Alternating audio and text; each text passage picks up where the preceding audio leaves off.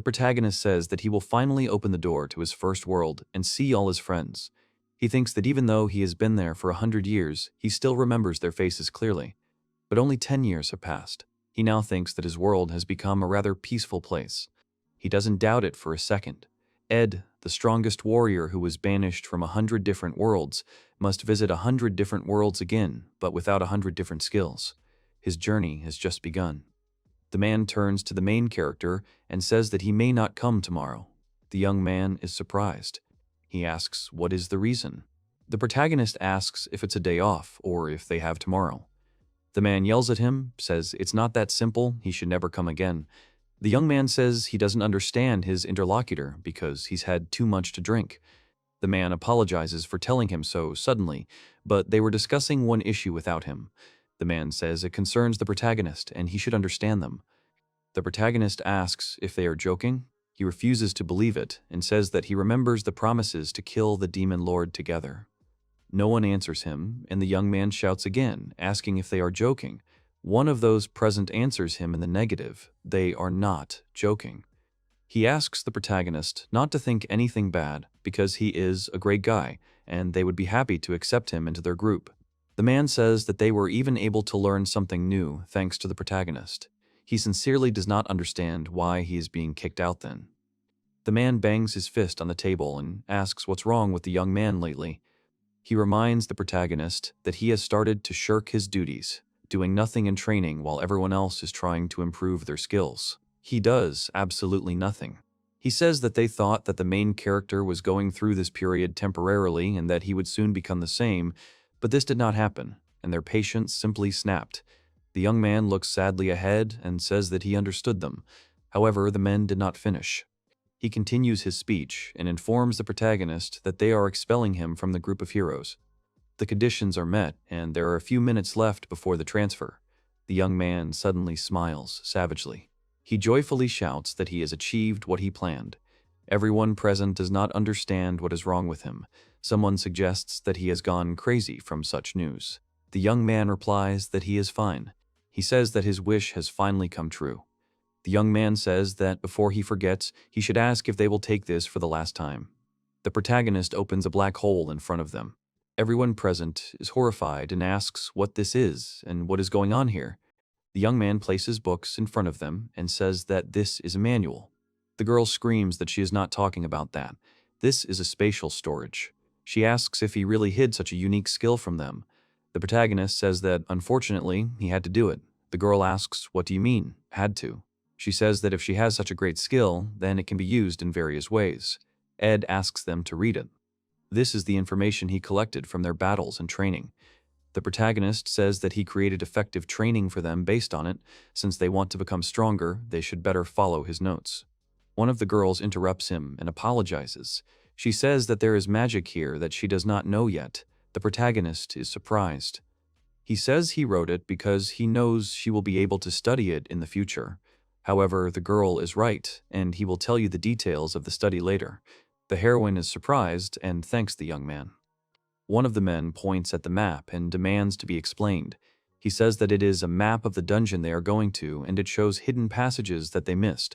The protagonist asks if it is really poorly done. Besides, the map is convenient. The man demands that the protagonist explain how he was able to draw a map of places they have never been. The young man replies that it is a secret. Besides, he is no longer in the protagonist's group. One of the people present turns to the young man and begs him to forgive them. He says that they didn't know he was doing this all the time. The other heroes also bow respectfully before the young man and ask him to forgive them. They say that everything he has given them is the result of his hard, persistent work. The main character refuses.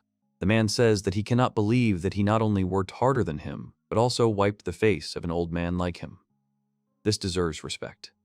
The heroes turn to the boys and ask what they are doing. He demands that they raise their heads. He didn't mean it that way. He just wanted to give them a present in honor of his departure, that's all. One of the girls present says that with his present, he made them all look like fools who don't understand anything. Suddenly, a guess creeps into her head.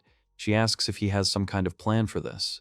The hero turns to the young man and asks him again. He asks if he wants to join them. The protagonist replies that he is refused.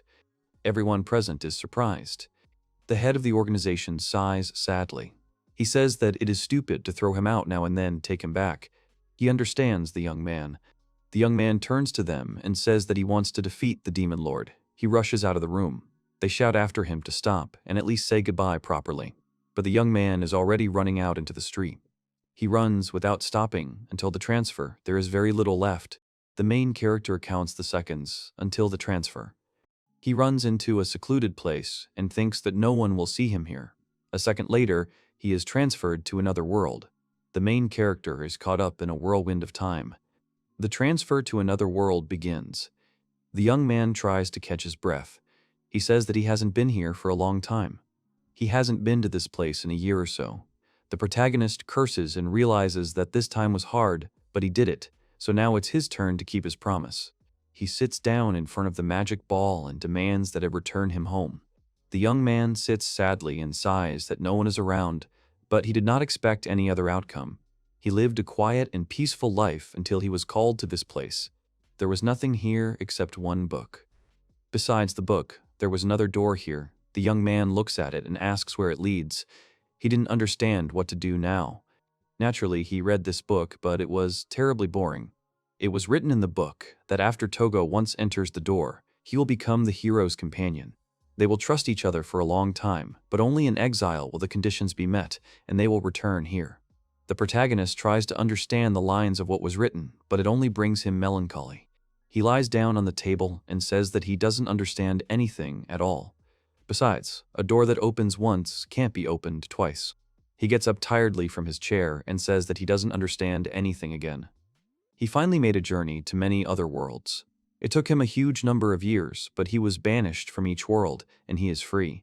It is unknown to whom, but he asks the question, how is he not understood? He finally finished everything. So why doesn't he at least create a festive atmosphere here? The main character turns his gaze to the magic ball. He looks at it with reproach and hatred. The young man squats down and says that God has nothing to talk about with him. He opens his eyes and thinks that at least here he doesn't age. If he exercises in the other world, he will be able to improve his physical condition. He will eat a lot and gain weight, but as soon as he returns here to the white world, everything will reset to its original values. In other words, he is always a little over 20, even though he has lived for more than 100 years.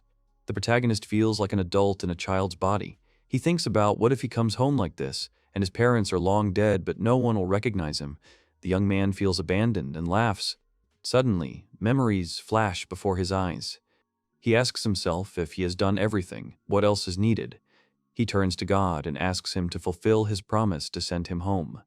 Something is happening with the magic ball behind the main character. Every time I drove him out of the other world, the crystal ball started glowing and gave him one skill. The main character is given the skills of the exiled, as he calls them, the thing of a lonely wanderer who traveled between worlds. Everything that the owner puts inside is preserved even after the transition to another world. This ability is called the Wanderer's Box. An unknown voice tells him to write down the places where they were on a map that only he can see. Then he needs to see the sleeping talent in people, copy and reproduce what he saw once. It was because he had all these skills that he could always easily join the hero's party, but he was banished every time. But since the orb lit up, it meant that he finally wanted to give him the ability to return home. A young man puts his hand to the ball and lightning occurs. The young man asks himself, is this a joke? He asks you, did they give him a one-time ability? He doesn't understand what to do with it for his entire journey. Here, he has never received one-time abilities before. The protagonist understands that it is generally very valuable. So why should he use it now? Suddenly, he sees something and peers into the distance. The young man notices the vibrations, the spaces, and runs to see if a door has appeared. All the doors have always appeared next to the last one, but never in the opposite direction. The young man does not understand. Is this really what he thinks? He looks at the door in front of him and realizes that this is the door that leads to the beginning. In front of him is the door to his world. The young man smiles and rejoices that he finally has a chance to go home. He tells himself that what he dreamed of has finally come true. He will be able to return to where he was taken from 100 years ago. He puts his hand to the door, suddenly freezes. He asks himself if time flows in other worlds just like in his. The The protagonist suddenly wonders how much time has passed in his world during these 100 years. A terrible guess creeps into the young man's head that perhaps no one has survived in his world during this time. He turns to God and says that he has dedicated a whole century to him. Not even that. The young man screams that God has stolen a whole 100 years from him. Without explanation, reason, purpose, or even meaning, he simply continued to do what he was forced to do. The young man turns to him and asks him to come and talk to him at least once. Or does he want the protagonist to use that skill right here and now? The young man becomes furious and shouts that he wants a reward for his work. He asks if God will send him nothing at all. The voice from behind says that God has nothing to talk about with him. The main character goes down and sees a book in front of him. It's the same book I read the first time. He asks if God really wants him to read it. The young man peers at the pages and asks what it is. It says something about some numbers under the door number. The young man realizes that they indicate the amount of time that has passed in his world since he arrived here. He looks closely at the numbers and realizes that he will come to the moment when he was kidnapped and locked up here and will return home on the same day. The protagonist pulls the door handle and realizes that it won't open. The young man finally loses his temper. He screams angrily and asks what is going on here. Suddenly, the main character sees the key at the bottom of the box, where he finds the key, but there is an inscription in memory of the ideal exile. The protagonist thinks that he has never seen such an ugly congratulation in his life. The young man understands that he will be able to open any door in this world that he has already visited once. He will be able to visit it again, and such a transition is not considered an exile. Using the key again on any door in this world, he will be able to return here. Then the key will break, and the door he needs will open into his world, the world he so desired. The young man thinks that he needs to see how it all ends. He doesn't like everything that's happening. He asks you, what is this? And if he goes to another world and doesn't come back from there, he will never be able to come back here and go to his world. The young man says he doesn't understand anything, but if the condition for passing was exile again, he would go crazy. The protagonist asks if it's true that he just needs to choose the right world and open the door there. He decides to choose the easiest world, finds the door, and goes back. Now it seems too easy for him. However, the protagonist decides not to think about it and asks himself, where should he go? He passes all the doors he has ever been through and assumes he can enter each one. Suddenly, something catches his eye. He stops in front of the first door to the first world. He remembers that it was hard for him then. He went there without any knowledge, understanding, joining a group of heroes. Under normal circumstances, he would never have been able to join. He only had basic security skills back then. But thanks to the first skill of the exiled, which he was given immediately after he came here because of him, he hit the hero every time. He remembers that God told him that fate itself would bring him together with the hero, and this is the inevitability of chance. But this was another problem. He had no strength or ability to fight alongside the hero. Fearing that he would not be able to fulfill his duties, that he would remain there forever, he would cling to any opportunity to help them, if only they would leave him. He negotiated for a hotel, carried things, got information, and many other small errands. But frankly, he doesn't know how those three treated him.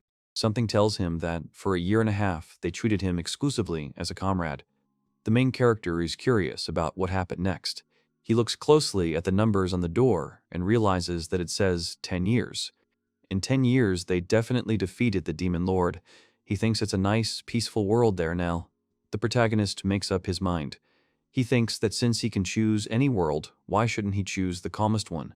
Besides, he was forced to go there for the first time. It takes him every time he remembers it. If he were asked if he liked it there, he would answer that, of course, he didn't. He has a lot of painful memories there, but there were some funny parts.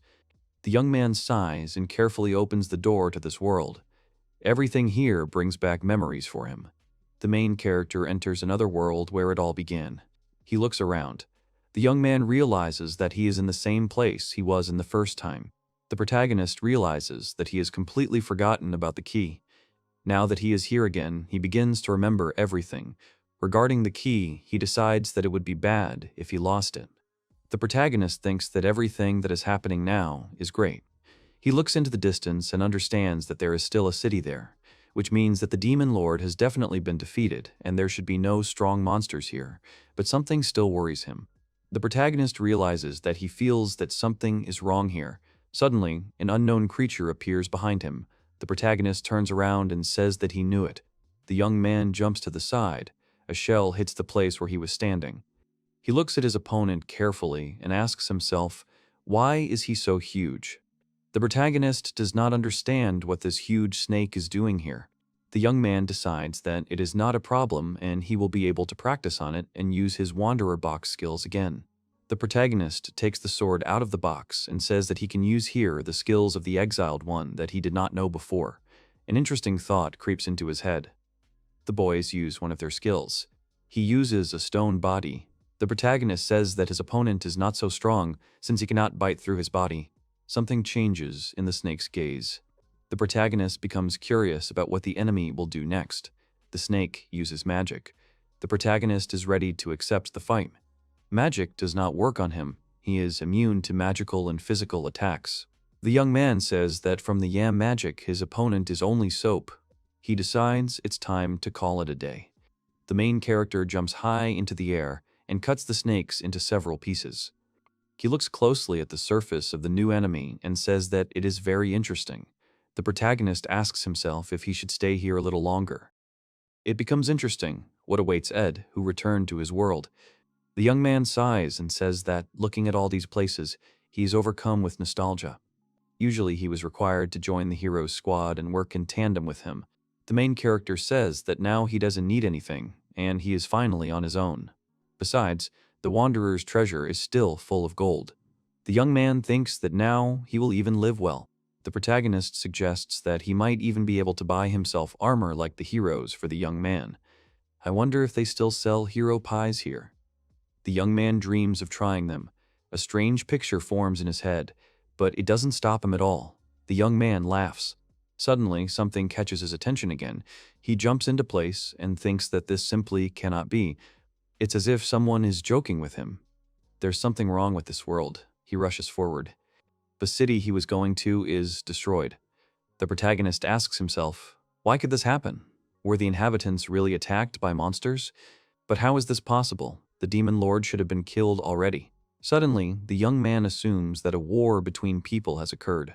Once the demon lord is gone, it is obvious that humans will start fighting each other. He does not understand anything but asks himself, how could everything be destroyed in a few years? The protagonist thinks that everything here is too suspicious. He asks you, what could have happened here? Suddenly, an unknown old man appears in front of him and asks the guy what he forgot here. He says that there is nothing left here. The old man asks the main character if he really got false information that it is safe here. He throws him a bag and tells him to be more careful next time. The young man automatically thanks him. However, he is not here to dig through the rubble. He turns to the old man and asks him to tell him why the city is destroyed. The man asks what he is talking about, since the city has been destroyed for several years already. The protagonist is amazed.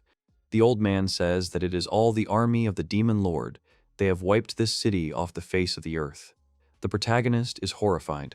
He does not believe that all this is the work of the army, the demon lord. He asks the old man if he has gone mad. Shouldn't the demon lord have been destroyed? The man asks why. The demon army has been ravaging their world for a long time now, and there is no end to them. He asks if the young man doesn't even know this. The man wonders where he even came from. The young man asks in horror what it means that the army of the demon lord is devastating this world. He wonders what the hero is doing and where he disappeared to. The old man asks again. The young man says that the hero named Alexis was the prince of this country a few years ago and was one step away from killing the young demons. The old man says that the man died at the hands of demons. The young man laughs and asks if this is true. It seems impossible to him. The protagonist asks himself if such huge monsters from the building could have killed him. The old man says that whatever he thinks, this city is proof of it. If the hero were alive, they would not be in such a sad situation. The young man grabs him, shakes him by the shoulders and asks, what about his friend? What will happen to them now? The man asks how he knows. Maybe everyone died? He has never heard of anyone remaining alive. The protagonist believes that the world is cruel and nothing can be done about it. Their offensive has failed, such is fate. The old man says that they are simple people and can do nothing about it. He says that it doesn't matter whether the hero is a prince or a commoner, everyone is equal before death. He turns around and leaves, advising the main character to also leave here before it's too late. The young man still doesn't believe what he was told. He asks how this is possible. Why? How? What happened after the young man was banished? Did they really lose the Demon Lord game and are now all dead? The young man remembers all his friends. Is it all because of him, or is there something else? He refuses to believe it, even though he was an extra burden for them, but he tried to act in such a way that he would be of less use from the beginning. He does not believe in their death. Is the end of this world now predetermined for humanity, destined to perish? The protagonist asks the skill of the exile to appear to him. He uses the Akasha compass and asks it to find him the place where the hero Alexis died. The compass shows him the place, and the young man is convinced that he is indeed dead. He carefully examines the area and realizes that the Demon Lord's castle is located here. He calls the name of his other comrade and also asks to see where he died. The compass shows the same place, and the protagonist understands that they died fighting bravely together. The young man doesn't know what to do now. He can find them a good place and make a grave. He starts calling the names of all his comrades and asking the compasses where they died. However, the compass says the location is not found. The young man peers at the screen and doesn't understand what it means. The main character asks where she is now. The compass shows the place he needs. The protagonist uses the skill of the exile and the dash of Hermes. He breaks away from the place, heading to where the compass pointed him. The young man flies at the speed of a bullet. He says his girlfriend's name and doesn't stop for a second. Hope settles in the protagonist's heart, and he believes that the girl is alive. He uses the skill of the exile. Ed uses phantom acceleration. He climbs the mountains with incredible speed. The young man outpaces all the monsters. The timer shows the main character that the effect is about to end, and the monster that has been chasing him all this time will reach him. They fly high with their wings spread. The action takes place in the castle of the Demon King. He turns to his brothers and asks to listen to them. Now they will destroy another human city. Their victory is near. The demon says that they need to continue moving forward. They need to kill everyone who gets in their way. His minions growl loudly. He asks what's going on. The main character breaks through the crowd of monsters and shouts that he will kill all these demons. Everyone flies off in different directions. The young man is tearing and throwing. With the help of an unprecedented force, he turns the air into a whirlpool. After a terrible battle, the protagonist tries to catch his breath. He stands and almost falls to his knees. The young man looks at the compass. He sees the place where his girlfriend is being held. Something suddenly pricks his chest. The protagonist gets scared and asks you if he was supposed to bring her a gift or something. He tells himself that he had to take something so that she would praise him. Suddenly, what he needs appears in his hand. It is a Warren fruit. If he remembers correctly, she loves sweet fruits, so this would suit her perfectly. The protagonist knocks on the door. The thought is planted in his head that if he is nothing more than another ordinary person for her, that they kicked the hero out of the squad, and then he comes to her house. The protagonist asks himself, will she be glad to see him? He decides that if he doesn't try, he will never know the truth. The young man boldly knocks on the door. However, there is no answer from behind the door. The young man begins to worry. He knocks again and asks if there is anyone here. He worries and asks himself, is there really no one at home? The young man opens the door, asks for forgiveness, and once again clarifies whether there is anyone at home. Suddenly, he seems to fall and carefully steps into the house. He tells you that everything is wrong. The door was open from the start. He didn't want to go in without permission. They ask him who was there. The person asking recognizes him as Ed.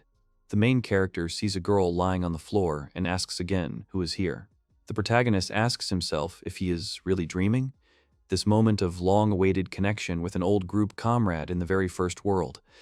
The girl asks if this is true. The protagonist, her golden hair, emerald eyes light up. The young man greets her. Just like all those years ago, she throws herself into his arms and screams his name. The young man asks her to stop so that she doesn't accidentally crush him. The girl is too close to him. He asks her not to cuddle. The girl touches his face and asks if it's really him. She thought she'd never see him again. The protagonist asks her to slow down and asks what he means, never see him again. She asks him what he's talking about. Once he left the heroes group, no one ever saw him, no matter who you ask, so she thought she'd never meet him. The young man apologizes to the heroine. He says he didn't want her to worry about him being kicked out of the hero group long ago and changing his name and working in another country.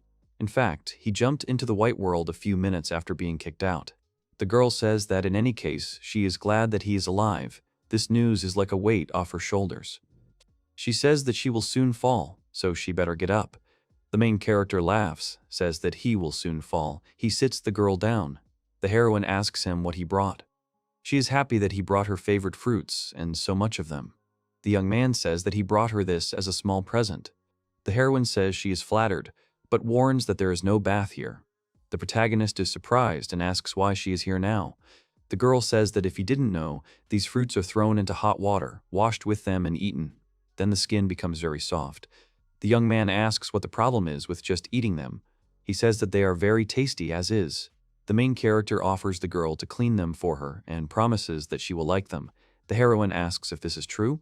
Suddenly, she turns to the young man and asks him to listen to her. She asks him why his clothes are so torn. The protagonist asks her not to talk about it. He just traveled a lot around the world to see one beautiful, sweet lady. The girl smiles. The girl smiles. The protagonist asks why she laughs. The heroine leaves, saying that she will go and change. The protagonist is surprised at first, then agrees with her. He asks himself why the girl was in her pajamas. The heroine suddenly sticks her head out from behind the curtain and asks if he wants to change clothes with her. The young man refuses. He was never popular among girls, but the heroine is always unashamed, presses herself close to him, brings her face to him, and he can even feel her breath. He looks around and realizes that this is the heroine's house. The young man's attention is drawn to the table. He carefully looks around. The girl appears next to him, apologizes for making him wait. The main character gets scared, says that what he is doing is not what she thought. Suddenly, he notices the heroine and is amazed at how beautifully she is dressed. She asks how he likes her outfit. The girl says that she looks a little strange and laughs awkwardly. The protagonist refuses to believe that she dressed up like that because of him. His head is full of thoughts. The main character is at a loss, doesn't know what to say, he only asks questions. The girl extends her hand to him and tells him to undress.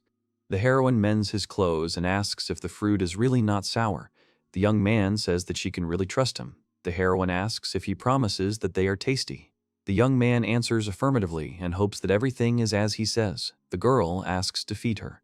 The protagonist is indignant and says that he will not do this. She can eat everything herself. The girl says that her hands are busy now, sewing his clothes, and she thought that he would feed her. The protagonist has no choice but to give her a piece to try.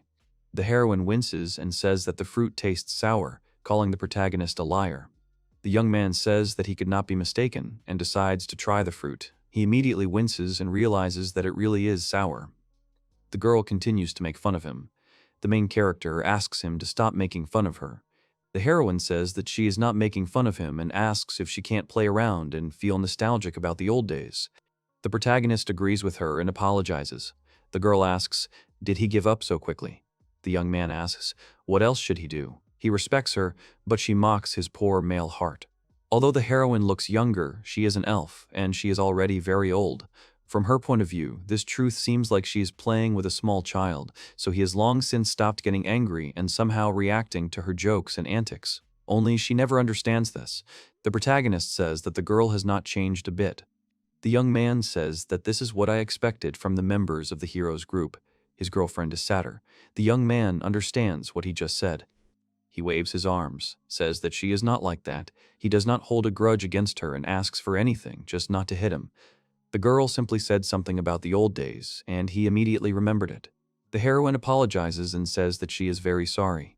The young man says that it is not true, that he is to blame for everything, and that he should feel sorry for them.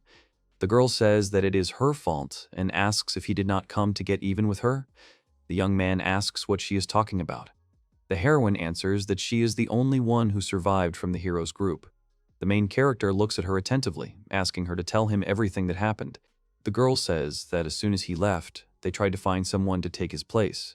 However, no one approached, and the main character left when they were almost at the border with the Demon Lord's army. The only reason people wanted to join them was for their own achievements, so that they could later brag that they fought in the heroes group. But the warriors did not want to carry the baggage, and they wanted to do anything but fight. In the end, no one stayed with them until the end. The girl says that they hired several people, but they all left them on their own. After them, they did not look for anyone else. Even so, they only lasted for a couple of months.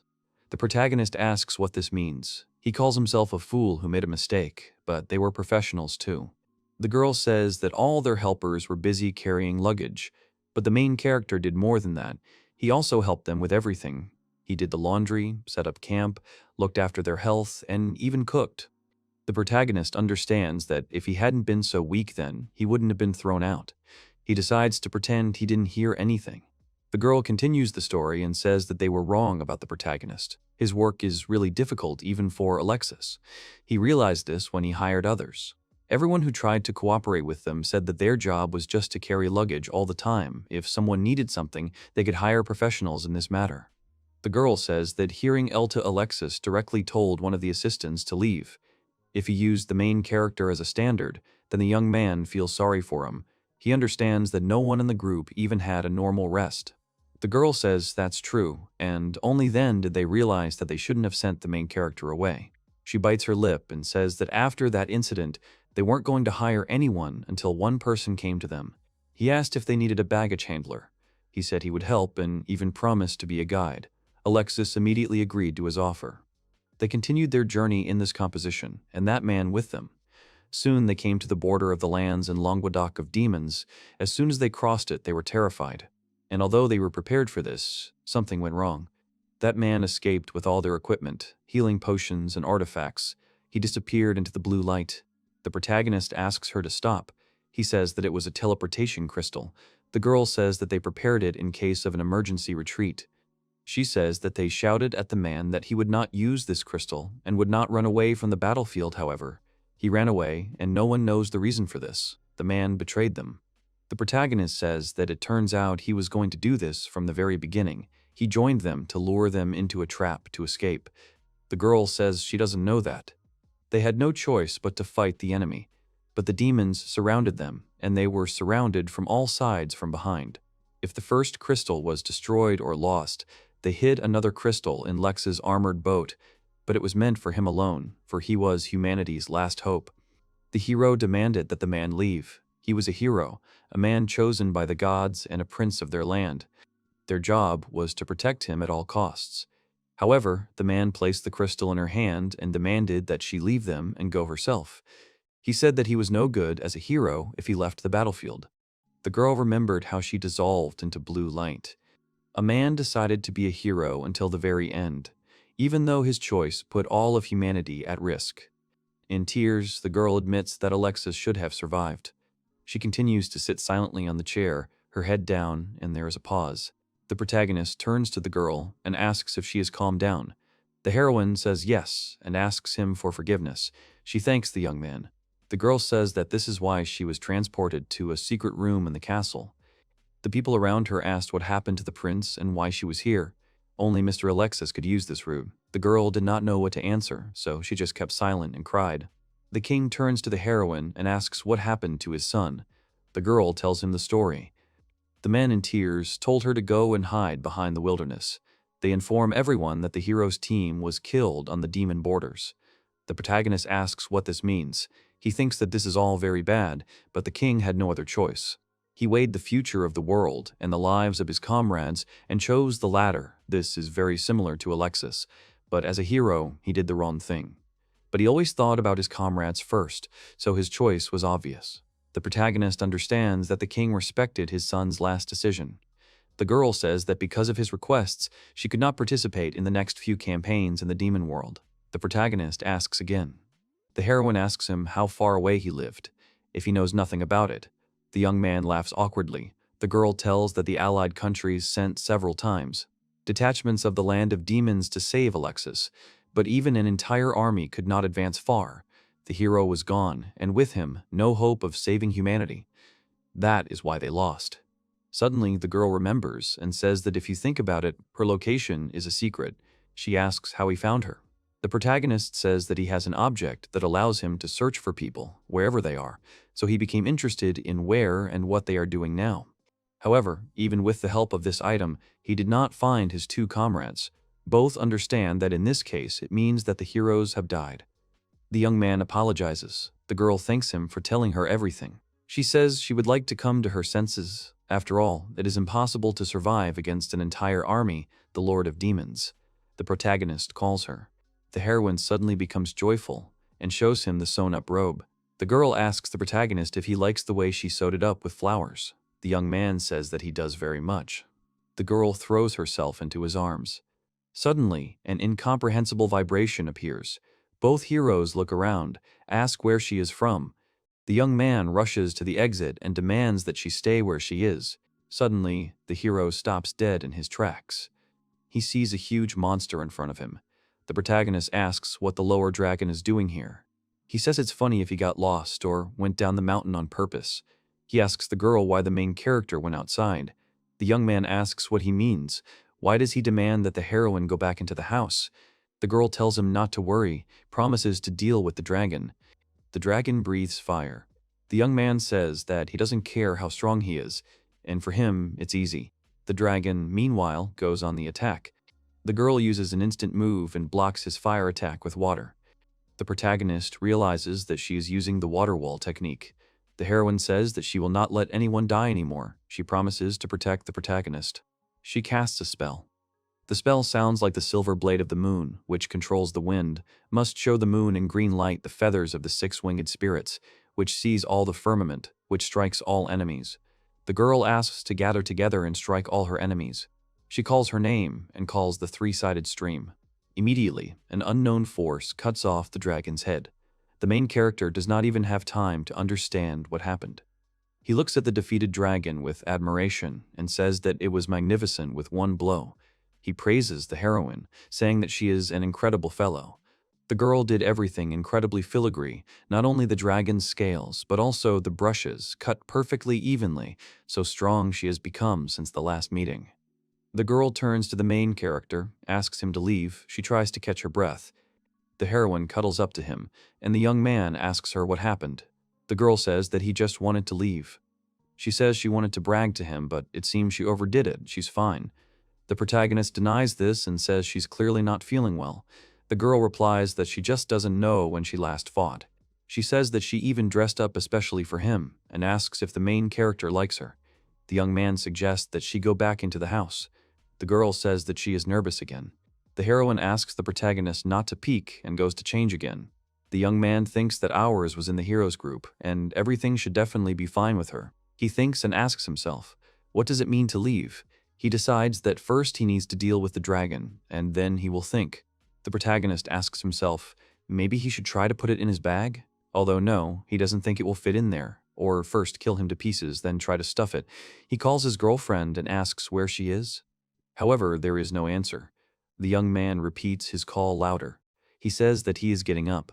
The main character finds a girl lying on the second floor. The protagonist rushes to her and asks what happened and why she is lying down. The girl only says his name in a quiet voice. The young man asks, what is this growth on her body? He turns the heroine over and discovers that she is covered in growths. Her body starts to turn black from the heart and further down the body to the neck, then goes to the arms, looks like dead skin. The main character asks what is happening to her. He sees that the girl is left without clothes. The young man wants to dress her.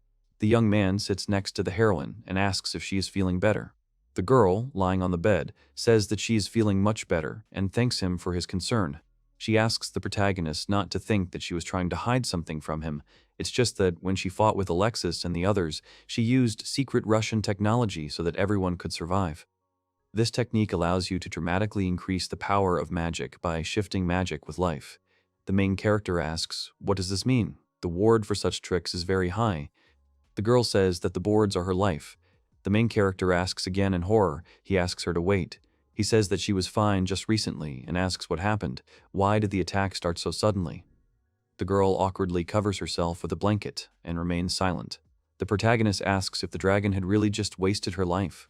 The heroine sheepishly admits that she did not want the main character to be killed. That is why she overdid it a bit. The young man understands that she thought he would be killed and asks why she thinks so. Suddenly, he remembers that he did not tell her anything at all. The girl says that she doesn't have much life left for such magic, so those clothes are the only thing that somehow helps her stay alive. With it, she can take the magic of the trees around her, and it helps her. If she takes it off and uses magic, then her life will not be enough and she will die. The main character asks what this means and why she took it off at all. The girl laughs slightly and asks for forgiveness. She says that she was very happy to see the main character and just wanted to repeat those peaceful days that they once had. But it seems that she was wrong again. She took off her clothes and used forbidden magic, so the magical beast must have noticed her then. The protagonist expresses his guess as to why the dragon flew here. Now, it's all clear to him. He thinks it's all his fault. The young man bites his lip and blames himself for being so useless. He asks you, is this really the price he pays for his overconfidence in her strength? Why did he decide to run away in the first place? He just wanted to make sure the girl was safe. The curious don't ask if everything is okay. The young man sits and does not answer anything. The girl strokes his face and asks him not to make such an expression. She says that she may have lived a short life by elven standards, but she lived for others and has no regrets. She has met wonderful friends and seen the main character again, and that is all she needs. The young man rudely interrupts her and demands that she never speak like that again. He did not come here to see his friend die. Suddenly, something catches the young man's attention. The protagonist feels that someone has come again. The girl begs him to leave here. The protagonist refuses. The girl screams at him not to do this. The young man asks her to listen and says that he may look the same as he was, but he is far from the same as before. He decides to tell her the truth about his appearance. His body has not changed a bit since the last time they met, because he was returning again in the timeline, to the very moment when I came to this white world. After he left the group, he worked hard on himself for many years and gained a lot of experience. He managed to travel to hundreds of worlds and met many people and trained with them. He went through a lot, and she can't even imagine how much. So he is no longer the same person he used to be. He became incredibly strong. That's why he came to her to protect her. The protagonist says that now it is his turn to protect her. The girl asks, "What does this mean?" She begs the protagonist to leave here. The young man asks her not to worry and says that he will never leave her again. The protagonist promises this.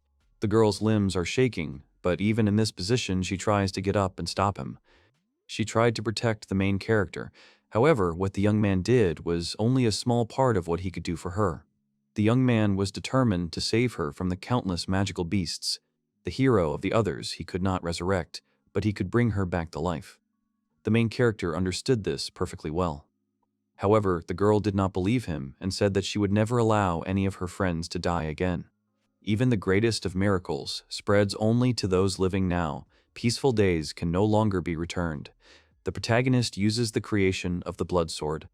He rushes into the attack and cuts all his opponents.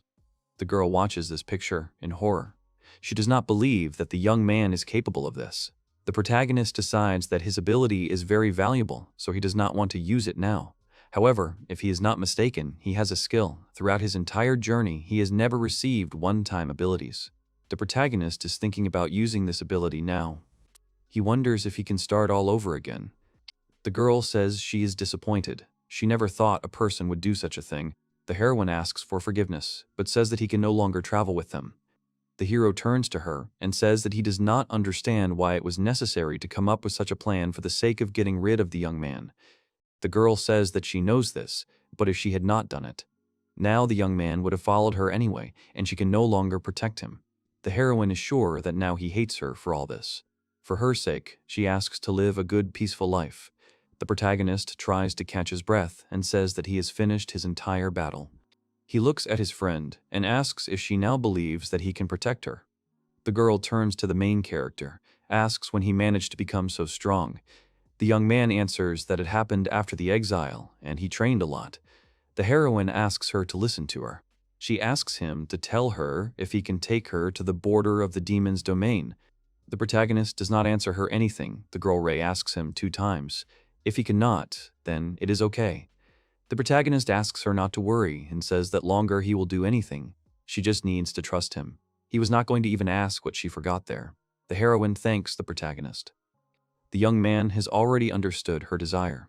The young man asks if it hurts her. He warns that it may shake a little, but he will try to make the ride as smooth as possible. The girl needs to hold on to him. The heroine says that everything is fine. The young man asks to let him know if something is wrong. The girl agrees. He is the main character, then I just wanted to fulfill her wish. The hero rushes to the border of demons. The main character finds the place where his comrades died, and the girl asks to stop her here. She passes by this place, says that it was here that Alexis gave her the teleportation crystal. She did not think that she would be able to return here again, and thanks the young man for the opportunity. The girl runs her hand over the stone and addresses her fallen friends. She says that the protagonist brought her here and asks if his comrades see this. She says that the young man has become much stronger and can make his way through the land of demons alone. She says that she thinks that he is even stronger than the hero. The girl turns to the young man and asks if he remembers when they cast him out. The young man agrees with her. The girl says that she is the only one who thought about him all the time.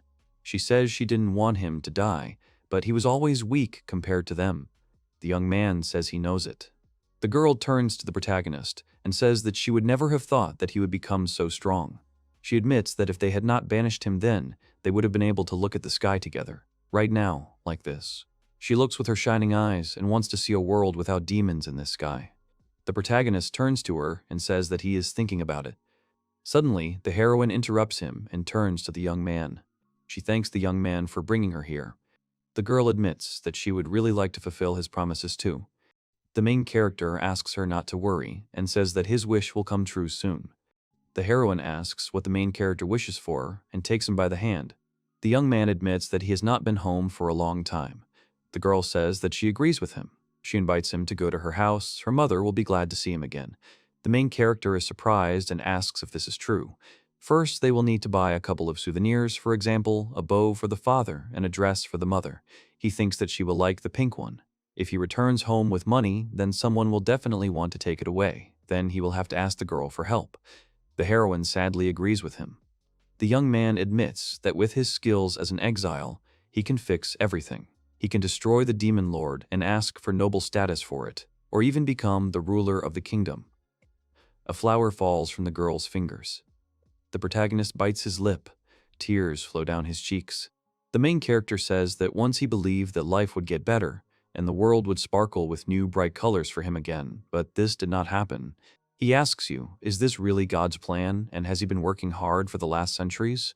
What was all this for it to end like this? Why did he need all these skills then? The protagonist was happy about that good outcome, but it never happened, so he decides to fix everything. And even if he has to go through his entire path again, he uses the skill of the infinite exile. The protagonist's belief in this is so strong that he launches a light pulse into space. The young man opens his eyes and asks you where he is in front of him. There is a table, a chair, and some room. He asks why the whole room is white. The main character looks ahead and asks if he is really sleeping. Suddenly, he comes to his senses and asks in horror, what is happening? This is not a dream. The young man asks where he is and why he is here. He asks you, was he kidnapped while he was sleeping or did he die? No, it can't be. The young man decides he needs to calm down and think things through. He was just walking around killing parasites. So far, his story is nothing out of the ordinary. Then he had dinner and went into the forest to set up camp for the night. He thinks that he can't do anything. He sees a door in front of him. The main character asks why she is here all the time. She was in this place. A white book appears in front of him. The main character opens it and says that it means he was taken from his world and transferred here, and if he wants to go back. But he needs to join the hero's squad in 100 worlds, train him, and make sure he is banished. These are funny conditions, but now everything is clear. Suddenly, the main character screams that he doesn't want to do this. He asks why he was called here, and what did he do, why he should help the heroes, and doesn't want to be messed with anymore. Suddenly, the ball in front of him starts to glow brightly. The book said that by touching it, he would gain special power. The main character looks at the balls and realizes that it glows very brightly. The protagonist says he just wants to go home and decides he accepts the terms of the game. He touches the ball and says he just needs to touch it. He asks you what's going on. There's some kind of impulse running through the main character's body. It's being provoked right into his head by a skill so that he'll definitely meet the hero. At least because of this, there shouldn't be any problems with the hero. Suddenly, the main character's attention is drawn to something else. He asks what it is and doesn't understand anything. A large amount of information pops right into his head. All this is his memory, everything that happened to him. He had already experienced all these memories, saw himself doing tasks and not in one world.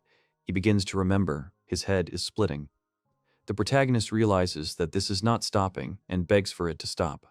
He asks you not to give up, because that's the only way he can fix everything. All his memories come to him, and he experiences them all in one moment.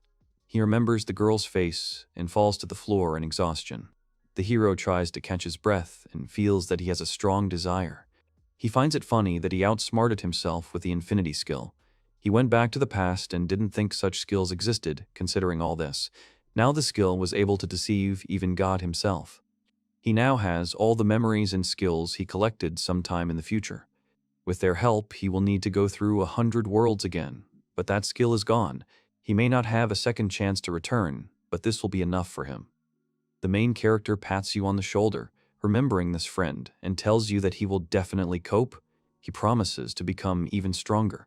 The young man says that he has already gone through all this once and will not allow such an ending, where all his comrades die, to happen again.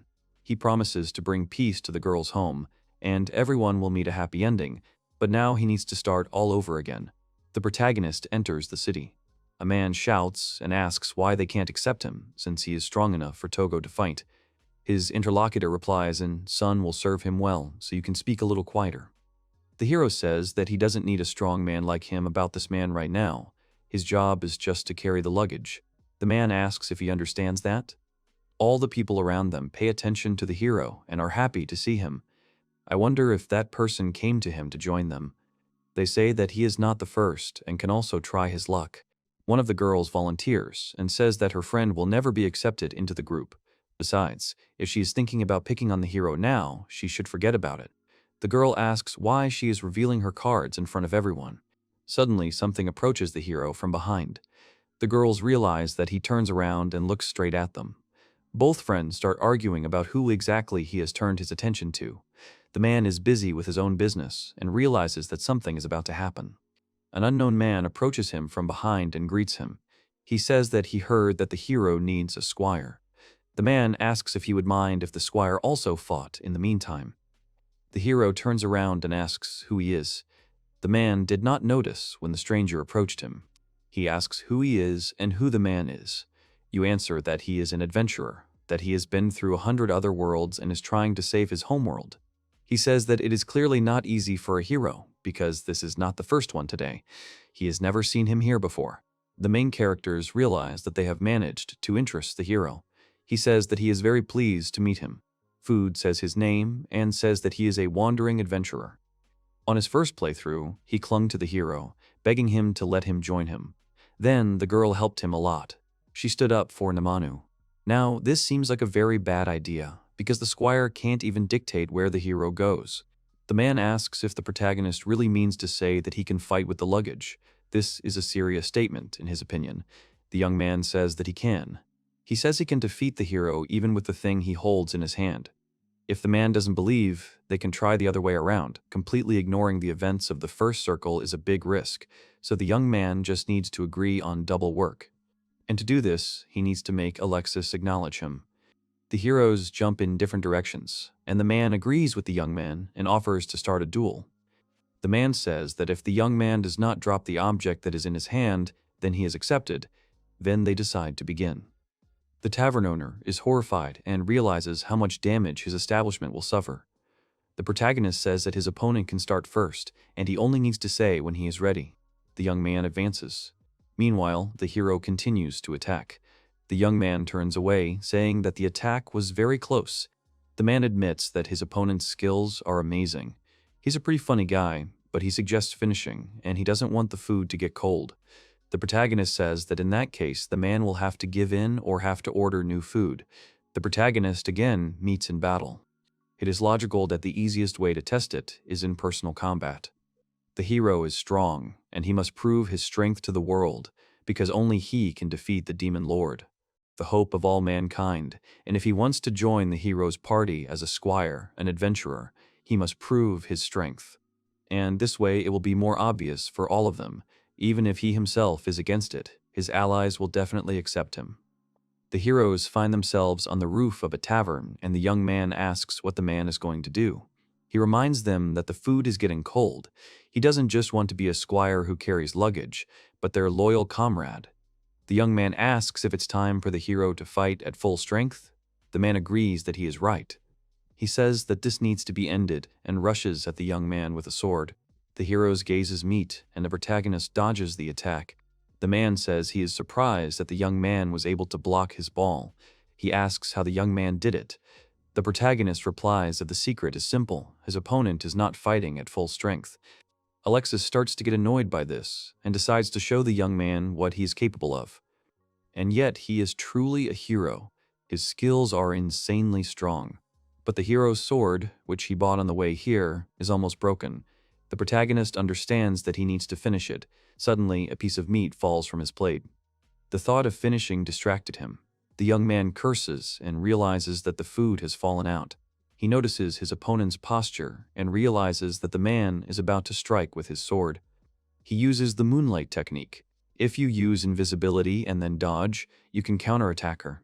But the main character understands that he cannot do this in the form of the hero must see in him, not only about the same, knows, but also his comrade. He will have to hit with his skills, which he received while passing through other worlds. He is obliged to reflect the blow. The protagonist understands that he needs to hit in exactly the same way as his opponent. Both characters clash in battle. The man watches the young man and says that everything he does is quite good. The young man lands on the ground, looks at his chopped-off piece of sword, and says that he somehow dealt with the enemy. People surround him and start clapping. They say that the young man is amazing, and it is the first time that anyone present has seen someone fight on equal terms with the hero. The girls tell each other that the hero is cute, but the guy is not bad either. One of the friends teases another, saying that this is the type of guy she likes, and asks if she wants to come up and ask his name. One of the men in the crowd says that the main character introduced himself as Ed. The man says that even a commoner like him can see that a great future awaits him. He is asked who he is. Why does he look like he is rummaging through trash? The protagonist calls out to him. The young man asks the hero what he is even thinking about here. After all, if he had not parried the blow, he would have died. The man cynically apologizes and asks for forgiveness because he never thinks about such an outcome. The young man chuckles and agrees that these are their heroes. It's one thing when a hero fights at full strength, another when some upstart wants to fight him. The young man turns around and sees the huge man who said those words standing in front of him. He introduces himself and says that they will meet. He is called a martial artist.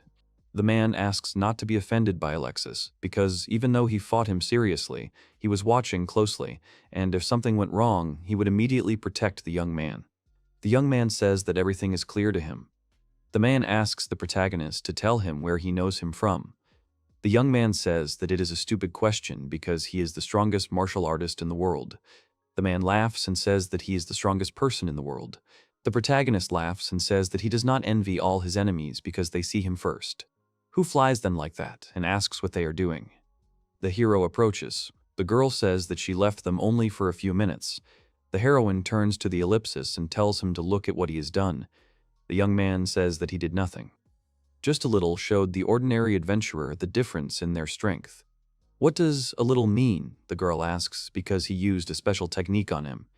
She turns to the martial artist and asks why he stood and why he did not stop the hero.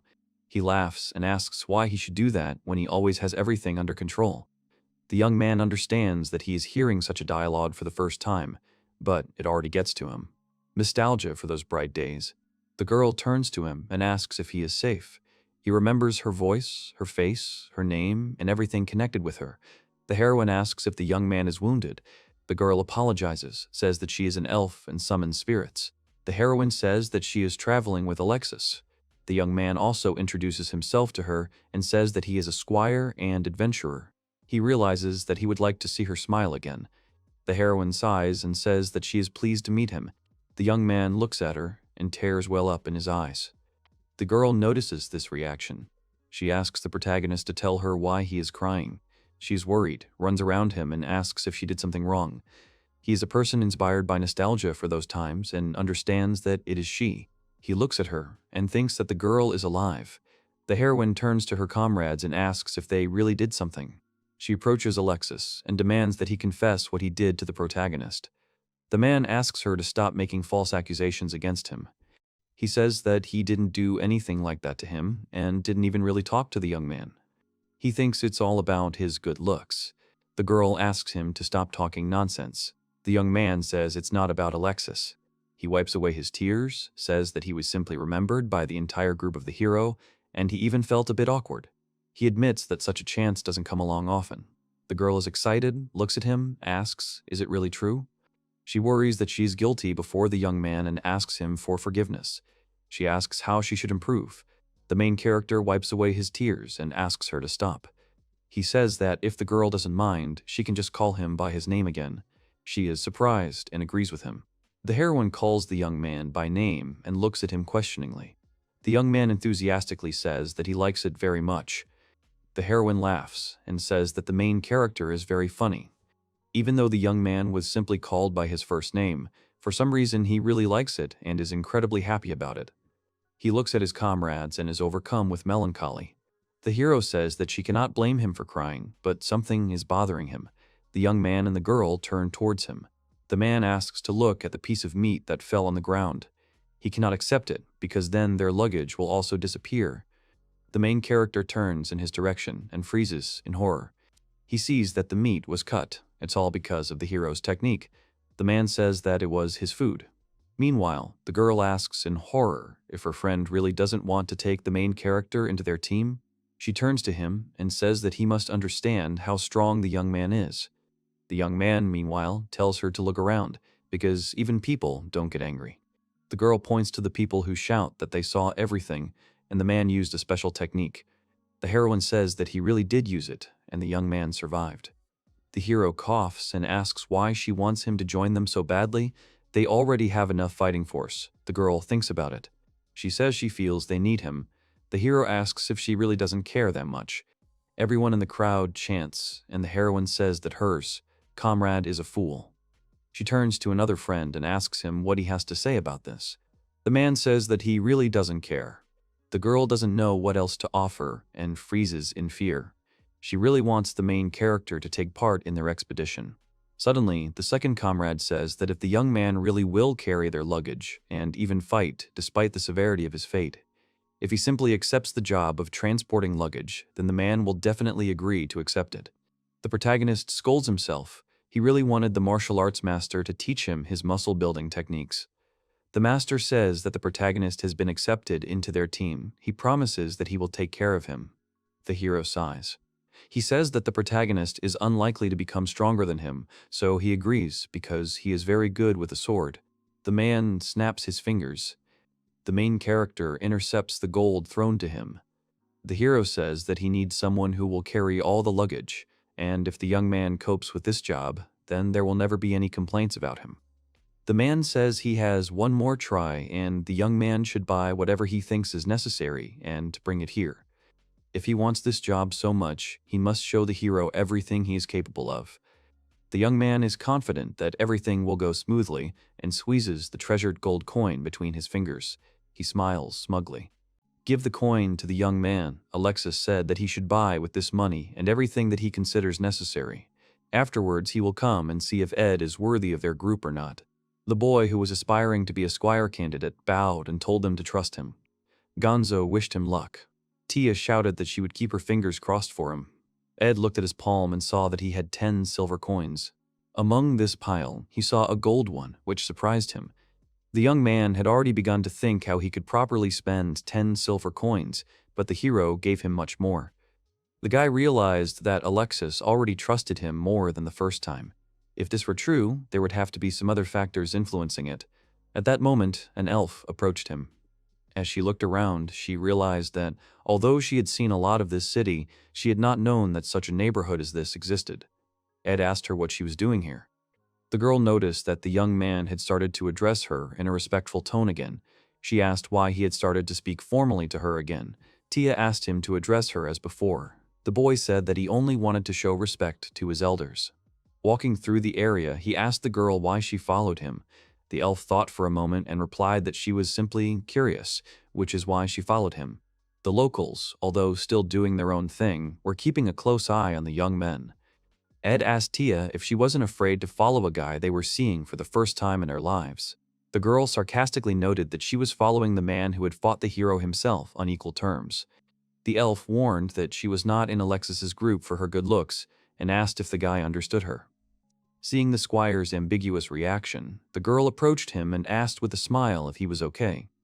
While Tia looked around, not understanding where they were, Ed was confused. He remembered his girlfriend as sociable but very shy with strangers. The guy was sure the time had rewound. However, he did not understand such unusual behavior of the elf. He began to have doubts and assumptions that she retained memories of the past. Meanwhile, Gonzo was talking to Alexis. The martial artist asked if it was a good idea to send their friend alone with a complete stranger. The commander replied that he didn't see Ed as a bad person and reminded that it was the girl's own wish. The hero sighed. It turned out the elf wasn't even listening to him. He sighed and muttered that elves were too free-spirited. Gonzo laughed and agreed with him. Alexis hammered wood while talking to her friend. He showed his work and asked Gonz if he was doing it right. The man said that his products were undoubtedly good. The owner of the workshop began to worry about his tools and respectfully asked the hero if he could do the repairs himself. Alexis asked him seriously if he wasn't implying that the young man couldn't fix furniture. The man protested. The hero told him not to worry. He was sure he would fix everything and wouldn't break anything else. When Alexis moved away, everyone saw his work. The table looked much better than it had been. It was all shiny, and the legs were decorated with patterns cut into the wood. The hero thought that for a first time, he had done a good job. While the guy was being modest, the customers and the owner of the establishment did not understand how he could do it. Everyone began to look at the table repaired by the hero and admire it. Alexis turned to Gonzo. He was still curious to watch Ed. Meanwhile, Tia continued to follow the young man through the area. He said that he was still curious as to why she followed him into such a remote area. The girl thought. She said that elves live longer than people. She was already over 100 years old.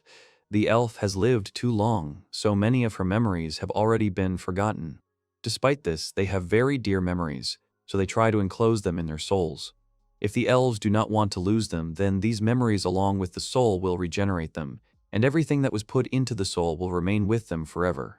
Tia assumed that this was the reason why she followed Ed so easily. She added that when she saw him, her first emotion was nostalgia. The girl had seen the boy's face before and remembered everything about him. Ed's mind began to flash back to Tia's words, who had also told him about this in the past, calling it human déjà vu, which felt different to the elves. The guy turned to the girl and asked if she believed in it. She nodded. Tia sheepishly adjusted her hair and said that she clearly saw what had happened to them. The girl hoped that these memories would one day become reality for her too.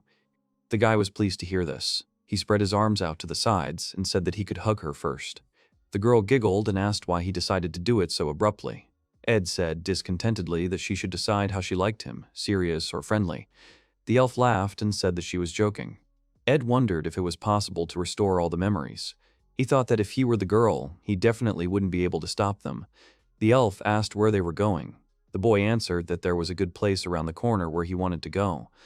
The boy understood that restoring memories was an ability only for elves, but if humans had such an ability, then their memories should have awakened as well. While Ed showed them where to go, Tia wondered how he knew these places. The young man with a smug smile reminded that he was a master of his craft and knew how to collect information well. The girl admired him.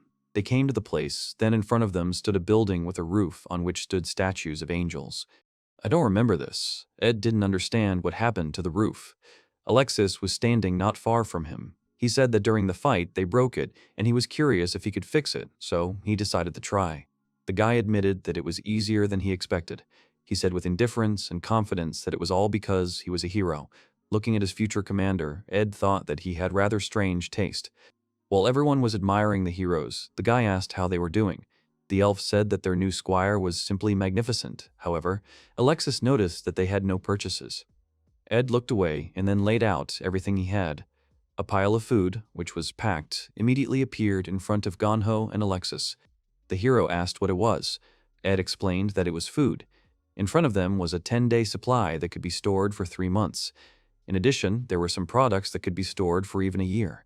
He had heard from Tia that they were leaving right away, so he had taken all the canned goods. Gonzo, however, had another question on his mind. He pointed to Ed's bag and asked where he got it from. The young man took it out and said that he had found it in some ruins. The bag was very roomy, so it could hold quite a lot of things. The hero asked if it was an artifact. Ed slyly replied that he didn't know.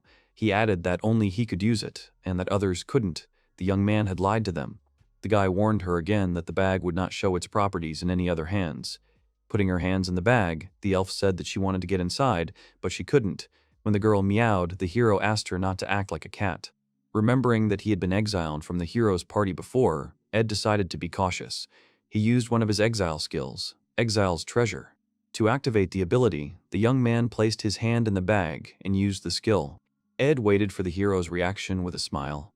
He was curious about what Alexis would say to this, and curious if his comrade was proud of him. The hero asked how many things the bag could hold. Ed himself was unsure and replied that a couple of bags would definitely fit. Despite his answer, the guy knew inside that the bag's capacity was limitless. The elf put on the bag and said smugly that they could buy enough for the whole year at once. She thought it was great. Alexis didn't understand why she was so proud of him. Taking the bag off the girl's head, Ed presented his new team with the next artifact, which creates water. However, it did not particularly impress his comrades. The hero muttered that it was still better than the neck of a wineskin. He looked at Tia and asked if she hadn't warned the squire about something. Alexis said that their group didn't need water because the elf could create it with her magic. The guy asked why Ed bought this artifact. The girl sat down next to the hero and reproached him for scolding the squire, who, worried about the campaign, bought a drinking bowl for 50 silver coins. She added that although it was expensive, Ed insisted on buying it. Alexis thought about it. He said that it was, on the contrary, too cheap for such an artifact, and added that it should have cost less than 5 gold coins. The girl was surprised by such a price. Alexis asked why Ed had bought an unnecessary waterer. The squire said that with the artifact they would never need water. He agreed that they could always ask Tia to create water. Listening to Ed, Gonzo understood his intentions less and less. The young man said that if the elf was hurt or sick, they could forget about water. Now the team could look at the situation from a different perspective. Alexis agreed with him. It was too risky to rely on one person in such an important matter. The young man admitted that he had forgotten that the girl was also a living being. Tia indignantly asked if she was just a tool. Standing up, Alexis said that he understood Ed in their team. Hearing this, the elf asked if he recognized the squire as amazing. The hero did not understand why the girl was so proud of him. Alexis sighed and admitted that Ed was a great guy. He welcomed him into their group of adventurers.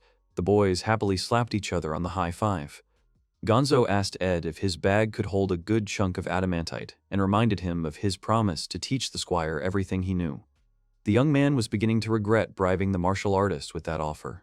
At that moment, Alexis noticed that the new member of the team had bought himself a new sword.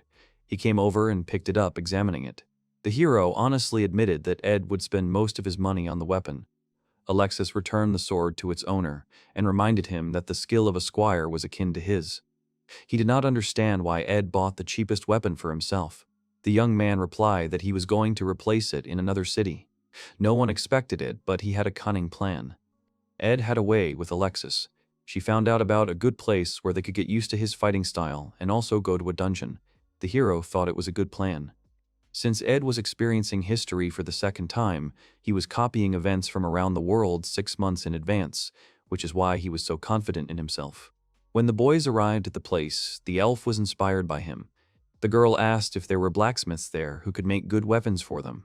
Alexis did not think so. He explained that there was a silver mine there, from which the blacksmiths took materials. As the heroes walked around the town, Tia saw a man working in a workshop with an anvil and a hammer. She suddenly asked if there was a legendary silver knife that made food 100 times tastier. The girl added that this was exactly what their squire had told her. Ed denied it. The team reached the building behind which the waterfall was located. They stopped there. When Alexis sat down on a chair, he asked the squire to explain his plan to them.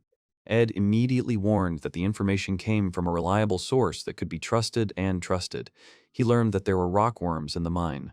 Everyone in the room was surprised. The rockworms fed on ores and minerals. On Ed's first playthrough, they caused a global crisis by eating all the silver in the city. 3 months after the disaster, the tunnels collapsed. the city was destroyed. This was the reason why the squire called the team to this place, otherwise it would be too late. Alexis inhaled. The situation was serious enough. He moved away from her and went to the window. The boy asked why Ed hadn't reported this to the authorities. They would have sent knights right away to prevent a catastrophe. Instead of answering, the young man laughed and called the hero funny. He understood that the government would simply not believe an ordinary adventurer without evidence. So Ed decided to enlist the help of the team. Alexis began to understand his new squire. He asked what treasures he had spoken of earlier. Not believing his assumption, the hero turned to Ed and asked directly if he didn't mean mithril. The young man smiled slyly. The elf didn't understand how mithril and stoneworm could be related, so she asked Gonzo. Unfortunately, the man didn't know the answer either. Hearing this, Alexis could not believe that his strong warrior did not know about mithril. The girl quickly replied that she did, and said that this material greatly strengthened magic and was also very rare.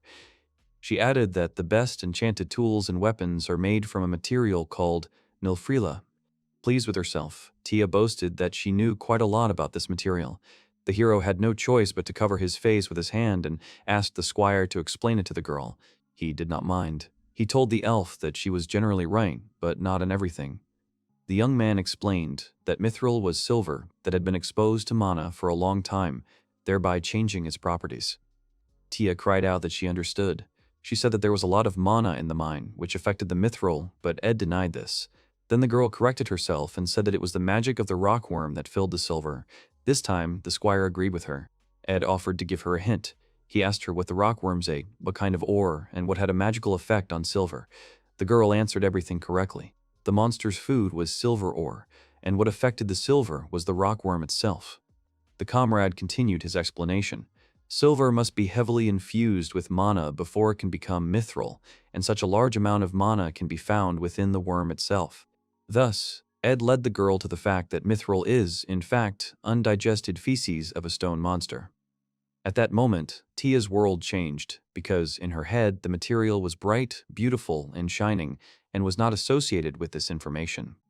Alexis realized that Ed wanted to get himself a rockworm to mine mithril, but he was curious why Tom needed this material. The guy replied that he was calling for the team to make the best weapon out of mithril. Meanwhile, Tia was coming to her senses. The working day was over, but even so, the miners were not sure if they could leave their workplace. Their boss noticed them. He shouted that the hero and his team were going to mine mithril while they were getting ready to go home. Then the workers realized that Alexis had not told their boss something. They conveyed the hero's warning that no one should enter the mine for the rest of the day. Alexis even paid them for a full day of work. Even the workers themselves didn't know what the boys would be doing there.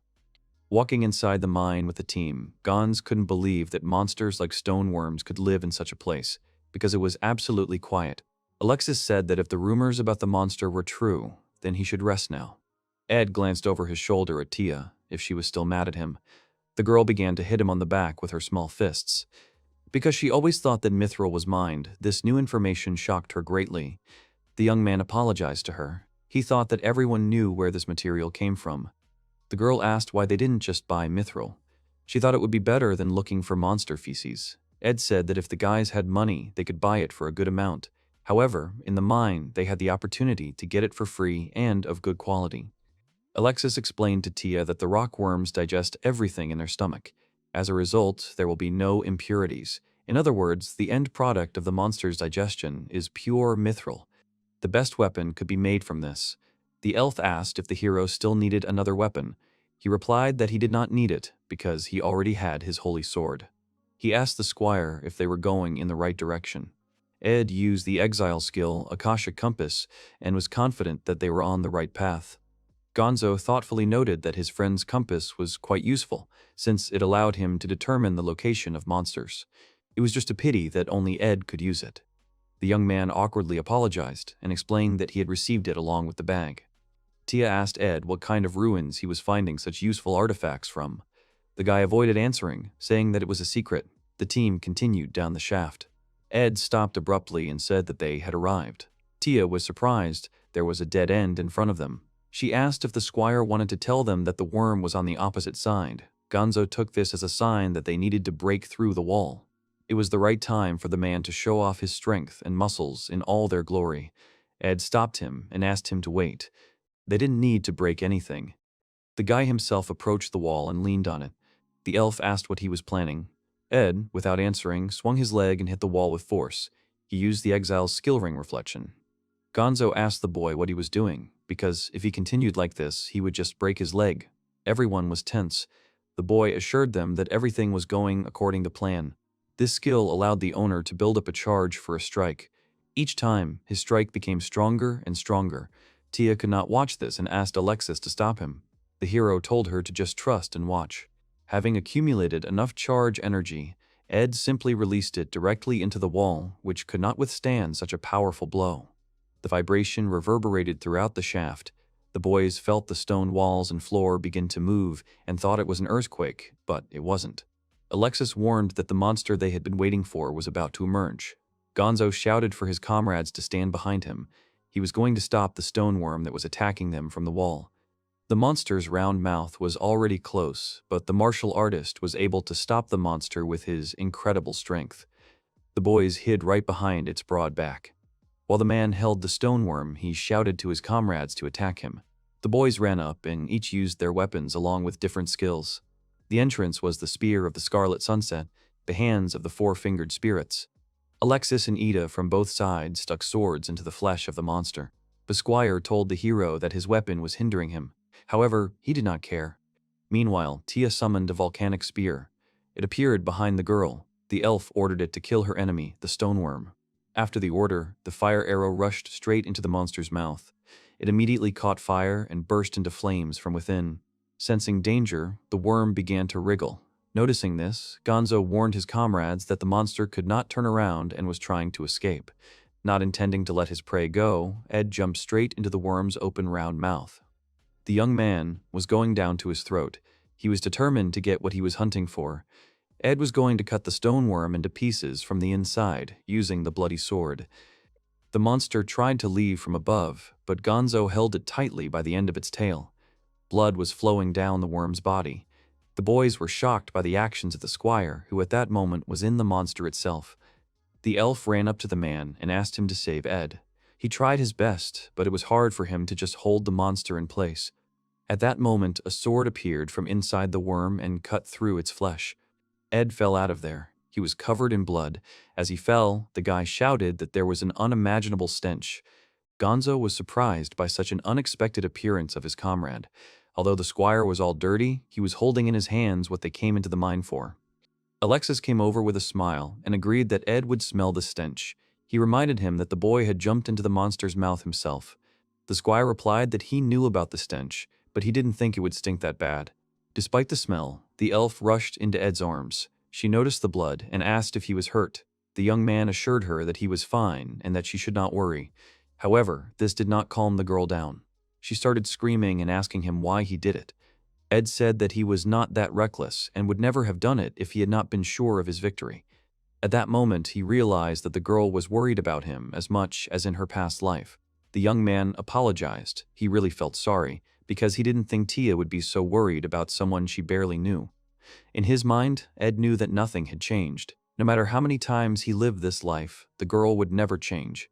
The squire added that he just didn't want to burden them with unnecessary work. Ed made a promise to himself that he would become even stronger, so that his girlfriend would never worry about him again. He called the others. The squire held purest mithril in his hands. It was as bright and beautiful as Tia had imagined. The girl tried not to think about where it came from. Gonzo noticed that the worm had produced a fairly large piece of the precious material. Alexis said that this would be enough for them. He admitted that it was the first time he had seen such a huge ball of mithril. Tia asked how much such a piece of material would cost. The hero thought for a moment and suggested that it could buy a small castle. His comrades, not expecting such an answer, were amazed. Alexis said that such pure mithril would make a first-class weapon, but if there were impurities in the item, it would be impossible to remake it. This meant that they needed a first-class blacksmith to work with such a material. His comrades were no longer listening to him. They were so amazed by the information that they could buy a whole castle for such a piece that they began to think about other things that they could buy for mithril. Gonzo was interested in how many items he could buy to train his muscles. Alexis asked Ed if he knew anyone who could work with such material. The squire awkwardly replied that his skills as a blacksmith were enough to make anything out of mithril. When the boys left the mine, they were given a workshop with a furnace and excellent quality tools. Not believing it, Ed asked if he could work with such professional equipment. He was given a positive answer. The boss said that under normal circumstances, they would have charged even a hero, but the team had saved their city, so they had everything they needed. Alexis interrupted and said that he would still pay for everything. Tears of gratitude flowed down the man's cheeks. The hero approached the squire. He found a place for him and was even ready to agree that the young man would do something, but Alexis wanted to warn him of something. He hinted to Ed that if he just spent such a precious material, which they had obtained with great difficulty, then he would be in trouble. The young man smiled confidently and agreed with such a condition. The guys looked at each other and understood each other. The hero told the team that they would leave the squire alone in the workshop. As he left, he noticed that the elf continued to look at Ed with a particularly bloody look. He approached her and asked if she liked Ed. The guy reminded that when their new squire wanted to join their team, only she supported him. Although Alexis knew that Tia was quite soft, he did not understand why she was so worried about Ed. The girl was surprised by this question. It seemed that she had not noticed such behavior in herself. She herself became interested in why she would roll back to the new member of their team. Alexis and Gonzo eventually went to the nearest tavern, leaving Tia and Ed in the workshop. They were quietly drinking beer when the master asked the hero how he could ask such a question of an elf. Tank had long noticed that Alexis was the one who was worried about Ed the most. The man noted that, for the same reason, his comrade trusted the squire, so they came here. In addition, he entrusted the precious material to Ed. Knowing his distrustful friend, Gonzo came to the conclusion that he was right in his judgment. Looking at his mug, Alexis said that after Ed joined them, he watched him for a long time. The hero noticed that the squire wielded a sword no worse than he did. He had unknown artifacts, as well as a high level of knowledge about various monsters and their weaknesses, which surprised Alexis. So the hero still trusted Ed a little, but at the same time, it made him curious. Gonzo laughed. It was like his friend. He asked why Alexis couldn't tell the squire everything. Meanwhile, Ed was explaining to Tia that blacksmithing wasn't the most interesting thing to watch. The girl giggled. She liked to look not at the case itself, but at the guy. The young man did not understand her motivation, because she saw him every day. The elf agreed with him. She explained that it was her wish to observe his work. She admired that I, comrade, am capable of absolutely everything. The words of her friend made the guy sad. He answered that he was not omnipotent. Looking at his hands, Ed said that he always missed things that were important to him. His thoughts were somewhere far away. It was evident in his eyes. The young man continued to work. He decided for himself that he did not want to make mistakes in this world anymore because he did not want to lose anyone a second time. So with his skills as an exile, Ed will create the future, change the course of history, and work hard to create a weapon that will change the world. While the heroes followed the squire's plan, a man named Cyan was watching them the entire time. His henchman, I, greeted his master. He wanted to report to him about the hero's battle with the stoneworm, but the man already knew about it. He was told that the humans had ultimately won. Cyan said that they would continue to watch them then, as it was his job as an intelligence officer. He ordered his servant to report everything to the demon lords. Ed recalled the events that happened to him and Tia before the second circle. He was running through the forest, carrying a girl on his back. The young man asked his friend what the man who joined them looked like. The elf didn't answer right away. She thought about it. At first glance, he was an ordinary guy. She said a name that dissolved in Ed's consciousness. The girl added that the man had a very noticeable nose. The memory ended. Tia sleepily opened her eyes. She had dreamed of how she and Ed lived happily together. She was sitting on a wooden box, while the young man continued to work in the blacksmith shop. Tia was curious about why she had this particular dream and what it meant, since she and Ed had only recently met. Noticing that the girl had woken up, the young man decided that he had woken her up and apologized. The elf also apologized for falling asleep. Ed smiled at her and asked if he could sleep now too. Tia remembered how at their first meeting, this brave and strong guy burst into tears when he saw her. From that moment on, the girl had the feeling as if they had known each other for a long time. Tia didn't understand why she found pleasure and joy in just being near him. The girl apologized and said that she would like to sleep a little more. The guy nodded. He sighed. Because he worked non-stop in the workshop, the squire felt hot. Ed suddenly remembered his useful artifacts, but he knew he couldn't use them, otherwise he would give himself away. That's why he had to remake his own sword at the blacksmith's. The guy could only use his memory and skills. The young man took out the compass that tracked the monsters and looked at it closely. He knew and felt that there was someone nearby and with them. Cyan continued to watch Ed through the workshop window, hiding in a tree. He looked at the guy from above and asked his servant if this was the one who ruined all their plans. The eye assured him that this was the same person. According to the intelligence officer, Ed was a simple porter, but the demon did not understand why he was doing blacksmithing. It was strange for a man. Meanwhile, the eye kept saying that it needed to be killed. Cyan looked at it and said that they could not do it yet. The servant asked why they were not allowed to act. The man reminded him that in a human body, he was limited in strength. If they had to fight, people would certainly find out who he was. The servant thought that it was the master who was not going according to plan. This angered Cyan. He angrily asked the eye if he should be punished so that he would remember who he was talking to. The demon's body began to change. Soon, he turned into a shadow lizard. Grabbing the servant with his long tail, Cyan said that they would wait and gather information and only act when they knew more. As the demon began to crawl along the rocks, the servant wished him luck. When a week had passed, Ed showed his work. It was so incredible that Gonzo could not believe that an ordinary squire could do it in 6 days. The guy was proud of himself. He said that he spent almost all his time doing blacksmithing, taking time only for sleep and food. Alexis asked seriously if the young man was sure that they had not wasted the material. Ed was 100% confident in his abilities. Gonzo was already impatient to see the best weapon created for Milfril. The young man asked him to wait because he also had something to tell about the weapon. As soon as Ed started to tell, Tia interrupted. He had a round object attached to his hand. The girl asked what it was and if it could show the location of monsters. The guy whined to be allowed to prove it himself. While the young man was talking about the compass, Cyan was standing not far from them on the roof of the building. He realized that he had spent all 6 days with the mithril on an ordinary sword, gloves, and a silver staff. This surprised the demon quite a bit, because he had expected something more. However, he was still curious about what the strange squire had done. The servant lined up behind him. The demon considered that, with the exception of the hero's sacred ball, this weapon should not pose a threat to them, but for some reason, he was still afraid. Cyan's mind to kill the hero's team now. As soon as he thought about it, Ed turned and looked straight into the demon's eyes. The man had to quickly hide behind the wall. He could not believe that a man could see him from such a great distance. The demon ordered the servant to wait for him at this place. He obeyed. With the help of the metamorphosis skill, Cyan transformed into a huge, dark bat. He was going to report everything to the demon lord. Ed seemed like a very suspicious person in Alexis's team. Cyan was bothered by the fact that a mere squire had noticed him when even a hero couldn't. The demon flew quickly over the city, rushing towards his master. Cyan didn't understand what was wrong with Ed, who was looking at him like he was prey. The thought was beating in his head that it should be the other way around. A demon couldn't be prey for a human. He couldn't believe it. When Cyan was about to fly over the main gate of the city, 2 huge pieces of ice hit both of his wings. The demon immediately fell to the ground. He was shot by ice magic. Cyan thought it was impossible to do at such a great distance, because he was flying high. Ed appeared in front of him.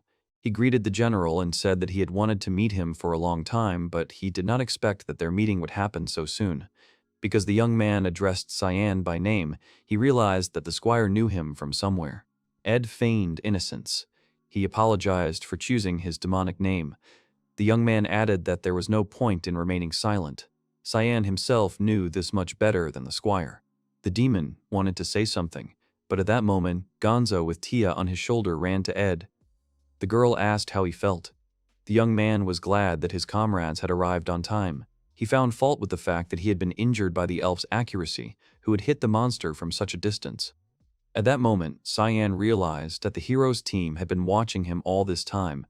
The master approached the demon and thoughtfully asked if it was he who was watching them. Ed confirmed it. Tia leaned towards the enemy and asked what they were going to do with him now. Sensing that he was in a dangerous situation, Cyan returned to his human form. He noticed that the hero was not with them. The man slowly raised his hands and said that he was not their enemy. He was only an ambassador of the demon lord. He just needed to talk to Alexis. Tia immediately stated that he was denied this. Ed told the demon that the hero would not come here since they asked him to do something else, and right now he was evacuating the residence. The squire was quite surprised by the offer of a truce. He said that coming from the lips of a demon, it even sounded funny. Ed said seriously that they would have no peace in the present or in the future. Cyan laughed. He began to act impudently. The demon called the squire a man who greatly exaggerated his powers. At the same time, he was not even a hero. Cyan's body began to gurgle. It grew and changed quickly. Soon, it was no longer a man standing before them, but a metamorphosis of the tyrant of death. The demon called the boys fools. Now he would show them true power. Taking shelter from the strong wind that rose from Cyan, Tia asked if the huge monster that looked somewhat like a bug was its true form. Ed muttered that it was an expensive idea to send a hero to evacuate the villagers. Gonzo shouted that their enemy was very strong. As Cyan was about to strike his arthropod limb at the hero's command, Gonzo activated an aura shield that covered all of his comrades. The collision of these forces caused an explosion. Cyan hissed. He promised that he would never forgive them for forcing him to use the form he hated. The demon hated her because she was so cruel, but now he could not be stopped. He was going to turn everything into dust. A ball of powerful energy began to form from his mouth. Lightning continued to strike the ground, but the heroes remained in their places. Gonzo covered his shield. Noticing that the martial artist was going to use a mithril glove, Ed became worried and asked if the man was confident in his abilities. Gonzo replied that everything would be fine and activated the aura shield, which was now able to surround the entire city with the new weapon, protecting it from the demon's attacks. Cyan was surprised by the protective spell that could cover the entire city. He had not found it during his reconnaissance.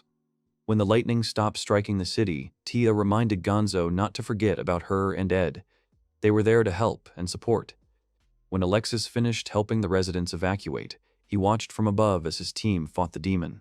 The hero was amazed at how powerful the weapons created by Ed were. Gonzo's gloves could collect mana, which could destroy the entire world. Remembering Ed's explanation, the martial artist intended to take his advice. The man gathered all his magic into his fist and punched the demon that was attacking him. He was going to kill them all. But when the smoke cleared after the blow, he saw that his hand was gone. Gonzo turned to Ed with blazing eyes and said that the gloves were the best weapon he had. Cyan assured himself that it was because of the weapon that the hero's team had become so strong. Now that he had felt real power, the martial artist wanted more. The man wanted to fight the demon for real. The enemy, however, did not feel the entire sacred ball. He did not understand where such power was coming from or why this had happened to his limb. Cyan glanced at Ed and realized that this squire was to blame for everything. Trembling all over, he tried to get up to report everything to the Lord as soon as possible. A huge lightning bolt from the demon struck him. Taking cover from the wind, Gonzo asked if their enemy had decided to kill himself. Ed grimly replied that the demon only wanted to escape this way. They saw a hole in the ground. The guy explained that the demon had changed its appearance and was now trying to leave. Cyan used the metamorphosis skill and turned into a stoneworm. He decided that if he went underground, the heroes wouldn't be able to catch him. However, at that very moment, he was caught by Tia's stone bonds. The girl apologized to the enemy, saying that her friend Ed had a pretty keen eye. It was hard to deceive him. In her hand, she held a new sword made of mithril. When Ed handed it to the elf, he said that he had put the power of spirit magic into it. Thus, the girl was able to use it as she wished. She could even cast spells with it. A joyful Gonzo approached Tia and was amazed that she could do this too. However, the girl herself was not completely sure of it. The elf said that magic should not have worked like that, but because of this ball, the unreal became real. Same, who was trapped in stone bonds. The demon couldn't move, and the stones were pressing hard on his organs, causing blood to flow down his stone worm's mouth. The young man first asked the demon what he was going to do next. Then he added that the enemy might not respond, since he already knew and remembered.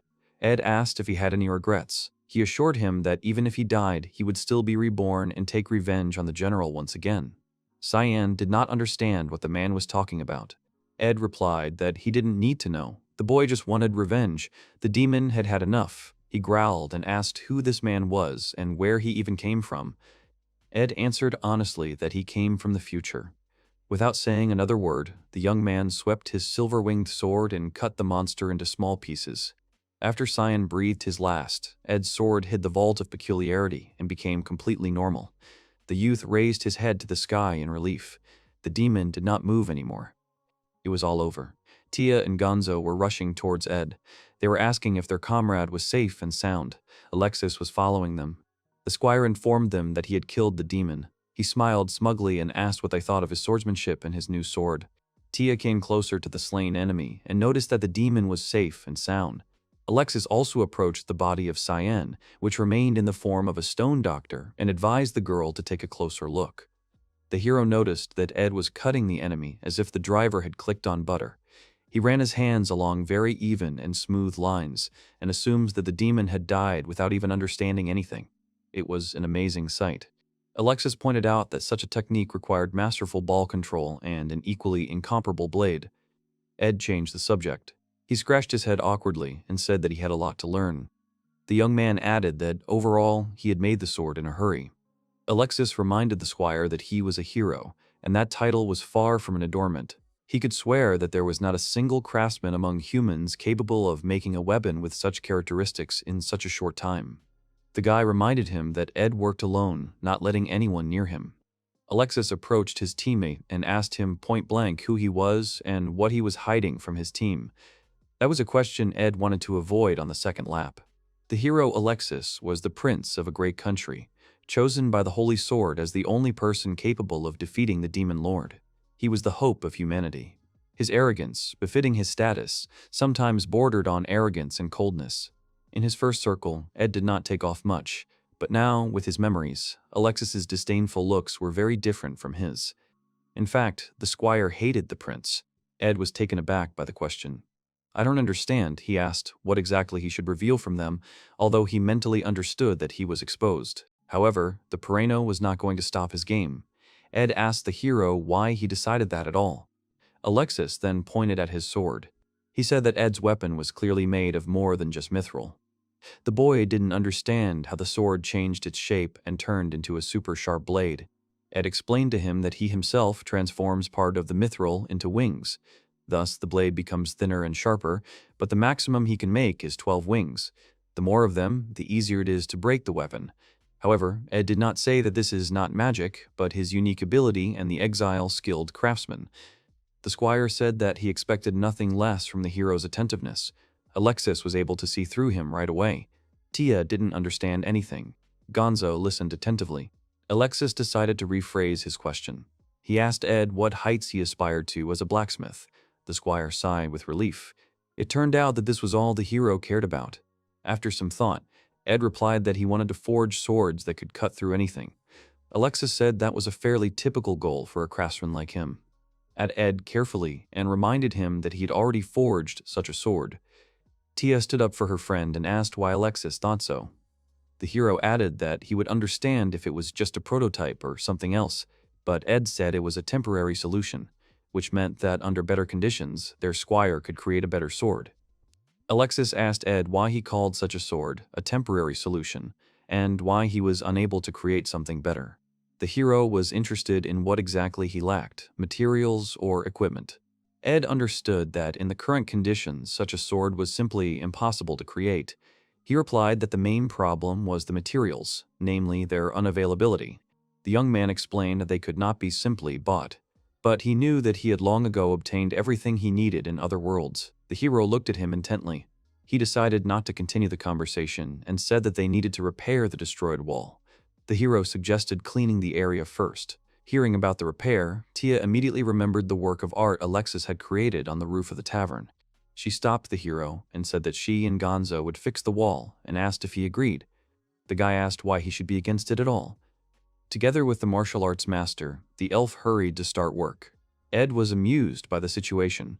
They told the hero that they would go and help the guys, but Alexis stopped him. The hero had another task for the squire. He told him to come to his room alone. Alexis wanted to talk to him. Ed immediately broke out in a sweat from worry.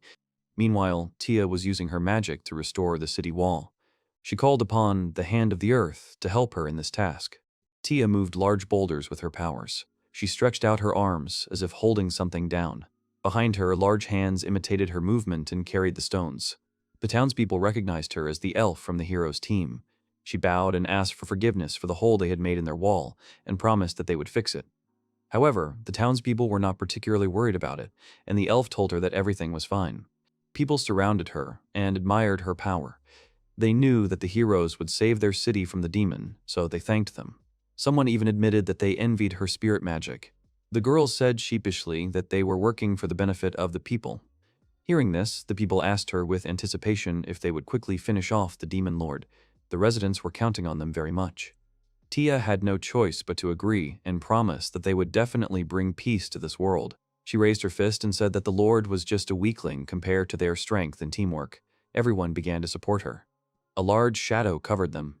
It was Gonzo, who was holding a large stone boulder above himself. He said that no one could resist his muscles. Everyone was amazed at how huge the stone the man could lift. The master promised that the same would happen to the demon lord. Gonzo put the stone down and walked over to Tia with a satisfied smile. He heard the townspeople praising the incredible muscles of the martial artist from the hero's team. The man patted the girl on the head, telling her that everything would be okay. He reminded her that the more they fought, the higher the expectations were for them. It was their duty as Alexis's partners. Gonzo added that with him, she did not need to pretend to be strong. He noticed her worries and decided to support her in this way. The girl thanked him. The man added that together with Ed, they had become stronger. Together with him, they would definitely defeat the demon lord. Tia was truly grateful to her comrade for his encouraging words. Gonzo smiled widely. At that moment, he remembered Alexis and asked where he was going with the squire. However, the girl also did not know where their friends had gone. As soon as Ed came to the hero's room, he was offered tea. He agreed. Alexis warned that he didn't really know how to brew a hot drink, so the taste wouldn't be so delicious. However, the squire was more frightened by the hero's calmness. He was uneasy about being alone with Alexis. Ed was becoming paranoid about being found out. The hero was silent. When the silence was already pressing on Ed's ears, he pushed the prince to talk. The squire began to assume that they wanted to expel him from the team. Alexis took out the holy sword and said that he wanted Ed to look at it. The guy said that he could take the weapon out of its sheath. Ed carefully pulled out the sword he had seen in battle many times. His face showed admiration. It was the first time he held it in his hand, because in the previous world, Alexis always got very angry if someone touched his sword. Suddenly, Ed stopped short, and the hero noticed. He asked if his talented squire had guessed. Ed carefully said that his sword was indeed of excellent quality. Alexis asked why he thought so. There was no immediate answer. The holy sword was undoubtedly a masterpiece made of different metals. It was definitely impossible to forge something like that without the proper skill, but there was something strange about this weapon. The hero sighed. He knew Ed would understand right away. The boy said his sword was fake. It was certainly beautiful, sharp, and strong, but it was still a fake. Ed thought about it. If he used his skills as a skilled craftsman, he could create an identical sword, but he was still curious about what happened to the real holy sword. He asked Alexis where the original had disappeared to. However, the hero did not know. His squads had searched the world, but so far their search had yielded nothing. Ed asked if this was done on purpose, so that Alexis would be considered a hero with a real holy sword. The young man replied that he would always be a hero. But if the Lord admitted that the holy sword was fake, he would start looking for it himself. If this monster found it before people, then humanity would have no chance. Alexis understood that he had been deceiving everyone around him for a long time, his people, his friends, and his team. His sword was already in critical condition. No one else in the world could forge a weapon better, until the moment when the hero met Ed. Alexis looked his comrade straight in the eyes and asked if he could create a sword better than this. Ed thought about it. With his knowledge and experience from his past life, as well as his skills as an exile, he could forge something better than what the hero had. However, even so, it would still be a replica of the real holy sword. In order not to disappoint Alexis, Ed said that he was pleased to hear that the prince believed in his squire. The hero, as if sensing that the young man was going to refuse him, bowed and asked Ed for help. He promised that the squire would have any materials and equipment. Alexis would provide him with everything if only the boy would create another sword. Alexis asked him not as a hero, but as a prince. Ed was taken aback by this. He asked him not to bow before him. The young man replied that he was ready to bow his head if necessary. Alexis understood that he, as a hero, carried the future of all people on his shoulders. His failure is the defeat of all humanity, so he must always bring hope and win. Ed didn't understand how he could carry such a burden on himself. He said that Alexis was simply thrust into this role. The boy was a victim who was loaded down without asking and forced to fight. Ed asked why the hero continued to do this if he understood everything himself. Alexis said that he was special. He could have everything he wanted. Throughout his life, the young man had all his most absurd wishes fulfilled, so he believed that he had to make everyone's dream of peace and a bright future come true. That is why Alexis asked Ed to do it with his own hands, so that he would continue to be a hero in the eyes of his people and kingdom. Now the squire understood and saw the real soul of his comrade, which was filled with different thoughts and experiences. Alexis always thought that he was special, so he looked down on others. A hero does not need much effort to make his dreams and wishes come true. It is not boring to be chosen, because the young man was like that from birth. Ed said that his sword would simply not be worthy of a hero, so he set a new goal for his compass, a true holy sword. Alexis was surprised. He didn't understand how a demon-finding artifact could help them find the weapon. Ed admitted that he had been hiding a lot from them. The guy understood that if his identity and history were revealed, it would be difficult for the guys to expel him from the group. After such determination, Ed would not be a man if he did not agree to help his friend. Alexis asked if the squire was a hero too. Ed translated the topic of finding the sacred sword. He said that he would give a discount for his commander. The boy said that the price of his service would be the death of the demon lord and peace for humanity. Alexis grinned. The boy never ceased to amaze him. The hero agreed. Alexis was willing to pay that price if Ed would help lead him to the true holy sword. The squire bowed and said he would do whatever the hero wanted. The prince stopped him and asked him to call him by his name. Alexis was not going to treat someone he had to bow his head to that way. The hero added that Ed was his true comrade, like Gonzo and Tia. The young man was very surprised. The squire promised that he would make Alexis a true hero. The friends shook hands. They looked into each other's eyes and smiled. Finally, Ed became a real comrade of the hero. The villagers were amazed by Tia's work, who repaired the gate in one day. Not only did it look amazing, but thanks to her spiritual magic power, it was much stronger than before. Seeing that the team was about to leave, the townspeople asked the girl to stay a little longer in their city. The elf thanked them and apologized. She said that her next destination had already been decided, so she had to leave. Then the people asked her to look at their expressions of gratitude. It was a large statue of the girl herself. Her hands were folded, as if in prayer. She was asked what she thought of their gift, which the villagers had put all their efforts into. Tia was not particularly impressed. Gonzo and Ed could barely contain their laughter. One of the townspeople approached the thoughtful Alexis and said that he wanted those who did not see the girl's exploits firsthand to feel it too. The elf asked why only her statue was made, since her comrades were there too. The hero asked the guy if he made this statue. Alexis thought it was missing something. He asked about lighting it from below with colored lights. The worker liked the idea. The girl yelled at them to stop. She didn't ask for any of this. Alexis called Ed, and without further ado, said that he was counting on him. The squire understood his comrade. With a new goal to obtain the real holy sword, they immediately set to work. Ed's compass only showed the final destination, but not the path, so their adventures will not be easy. All they could do was follow their destination. The boys visited beautiful fields, high mountains, dense forests, and even swamps. Sometimes they went underground, trying to find something interesting. Ed himself saw many beautiful landscapes, experienced many emotions, which was not the first passage. After 3 months of wandering, he and his companions arrived in a secluded northern country, deep in a foggy forest.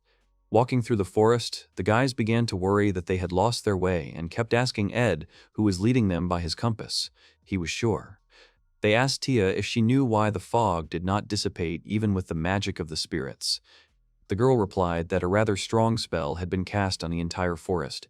Carelessly attempting to dispel it could activate another spell, and the flow of mana as a whole was somewhat strange. Tia said that if this is where what they're looking for is, then Alexis's presence could be affecting the environment like that. The guy didn't hide it from his girlfriend and said with a smile that she had figured him out. They had arrived exactly where they needed to. Gonzo said that despite this, they shouldn't let their guard down and recalled an awkward incident that happened to Tia last month. The girl asked how the hero could know that something like that would happen there. Realizing that her comrades would now discuss that incident, the elf asked Ed for help. The young man muttered that this time they really were in the right place. Looking back, the team was met with a stunning view of huge statues of warriors holding balls in their hands. They stood in a circle with a sword stuck in the center. Ed looked at Alexis, who read the prophecy that deep in the forest of concealment, there was a source of purity where the power of a hero lay dormant. Alexis understood that only a true hero of the world could come to this place. Gonzo and Tia watched their friend carefully. They looked at each other and smiled, understanding everything. The boys hugged Alexis, telling him to finally do it. A touching meeting awaited him, and his friends pushed him towards it.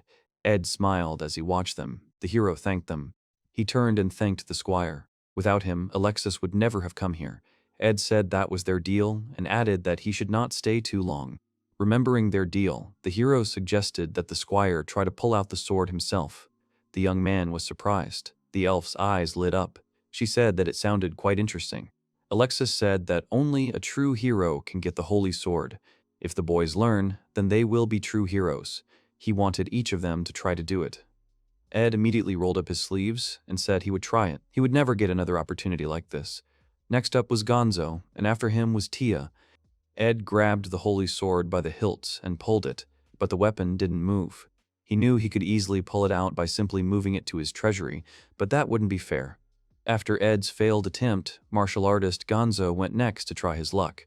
While Tia pitied the sad Ed, the man tried his best to get the holy sword, but even his huge muscles couldn't help him. Now Ed was comforting Gonzo when Tia lunged for the sword. As expected, the girl didn't succeed either. Alexis wasn't surprised, though. It was his turn. Finally, like a hero, he reached the holy sword. Approaching it, Alexis carefully touched its hilt. Seeing that the hero was in no particular hurry, Ed asked if something was wrong. Gonzo assumed that his friend was very worried. Tia muttered that he would be fine. Alexis confidently grabbed the sword. He was determined to get it. His friends shouted words of encouragement to him, but this irritated him even more. The hero noticed that at such a historical moment his comrades were too noisy. Taking the sword in his hands, Alexis wondered if he was the real hero. When the weapon moved, the young man's consciousness moved to the king's room. He immediately recognized the room from his castle. Suddenly, the young man heard a familiar female voice calling him by name and giggling. The woman liked that name. Alexis turned around abruptly and saw herself on the bed as a newborn baby in his mother's arms. She was sure that one day everyone in the world would know her son because he was special to her. Meanwhile, the team saw their friend frozen near the sword. Ed asked the hero if something was wrong. The comrades began to gurgle because they all noticed that Alexis was not moving. Then the squire decided to check him. As soon as he wanted to approach the hero, a huge stone hand of the statue blocked his path, almost slapping him. The guy managed to jump back from the blow. Gonzo and Tia immediately took a defensive stance. Gonzo immediately asked how Ed was feeling and if there were any traps, but the young man did not know. He shouted for Alexis to wake up. Tia said that he would not succeed because the hero was under the influence of strong magic. His consciousness was going somewhere. The warrior statues that had stood quietly in their places a minute ago now stood up and surrounded the team. They directly told them not to let their friends interfere with the hero's judgment. Meanwhile, little Alexis asked his mother to read the story again. The woman giggled and noted that her son really liked the story about the hero. She was lying on the bed, covered with a blanket. The boy agreed with her. He was fascinated by the story of the hero who defeated the demon lord and saved the world. She stroked his head and asked if he wanted to become as brave and courageous as the character in the story in the future. The boy screamed that he wanted to be a hero. The woman was sure that her son would become one, and she made a promise that she would wait for that day. However, death caught up with her earlier. From that day on, Alexis trained constantly to become a true hero. He never rested. The boy became special, even among his own. Watching his son's endless training, the king began to worry about him. However, one meeting changed everything. After it, Alexis realized that he was not so special. He was still an ordinary boy. He encountered one of the masters. The team fought stone statues. Gonzo, with his incredible strength, was able to parry a warrior's blow. He didn't think the statue could withstand his fist. Tia climbed onto the enemy's arm and suggested that if physical attacks weren't working, she could try using magic. She asked Ed to help her and Gonzo to cover Alexis. The girl shouted for the statues to stop interfering with them and struck the enemy in the stomach area, while Ed attacked the warrior's legs. Gonzo tried to shout to Alexis, asking how much longer he was going to sleep. The comrade's consciousness continued to wander through his memories. Even though he understood his weakness, he did not give up his desire to become a hero. Whether it was delusion, nostalgia, or the stubbornness of a child chasing his mother, he still moved forward. In his memory, there was a day when people could put an end to the tyranny of the demon lord. Alexis was dedicated as a hero. The news spread through the city that Alexis was the new savior of the world. He knelt and thanked His Majesty. Then the little boy who had once promised his mother to become a hero had finally become one, felt empty. He didn't understand if this was what he really wanted. When the young man first met Tia, he was struck by magic. He said that he wished he had such power with him and asked if she would like to join him. Although the girl was a little taken aback, she agreed.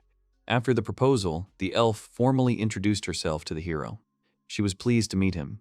So Alexis gathered his comrades, hoping that they would also become stronger, but they still could not keep up with his strength. Suddenly, a scene from a memory that the current Alexis didn't remember began to play out behind him. The hero asked Tia if they had no other way out of this situation. The girl was sure. She said that even though Ed was sure of them, they could no longer protect him. The girl understood that the squire could hate her later, but she wanted him to stay alive and well. Alexis decided that this was a worthy and reasonable decision. After all, if Ed followed them, he would certainly die in the demon lord's domain. Alexis's consciousness screamed. It did not understand why he was being shown an illusion, because it had not been in his life for a long time. After the young man suggested that this could be a possible future. However, the feeling that he had forgotten these memories did not leave him, as if he had lost a lot. Another scene appeared before him. Tia and Gansho were fighting the monster. Alexis was exhausted in this fight. He felt that none of the promises he had made as heroes had been fulfilled. In the end, he had nothing left. The young man did not know if he was truly worthy of being a hero. His consciousness returned to his body, and he noticed that his hands were still holding the holy sword. Alexis didn't understand why he couldn't get it out. It dawned on him that maybe he wasn't so special after all. Then he reminded himself that he was risking everything to save the world. If he refused, he would be a fool who ran away from his problems and would die with his pride and no future. The stone warrior swung his sword and attacked Gonzo, but the martial artist deftly caught him and held him. Meanwhile, Ed took advantage of the situation and cut the stone statue in half. It fell to the ground, raising dust. Alexis continued to struggle with his doubts. He understood that the end would come for humanity and for himself as a hero, so he would go to the end. Alexis knew he had never lived the life of an ordinary man. He had always lived knowing he would become a hero. In front of him stood a huge statue of a warrior. Its eyes glowed with a bright color. It raised its huge sword right in front of the boy. Alexis just accepted it and played along. He was always treated specially. He admitted that he had never been a real hero. Ed saw his frozen comrade about to be attacked. He shouted in anger and asked what Alexis was talking about. The hero asked who decided that those who try their best are inferior to the chosen ones. He acknowledged that Ed had done a lot for him, and now it was Alexis's turn to step forward. He pulled the holy sword out of the ground. Everything glowed with light. Alexis knew and believed that he was a real and true hero. The boy swung his sword. A bright dome surrounded the stone hall where the warrior's stops lay. The dark night in the forest was illuminated. Having struck the stone warrior, an explosion occurred.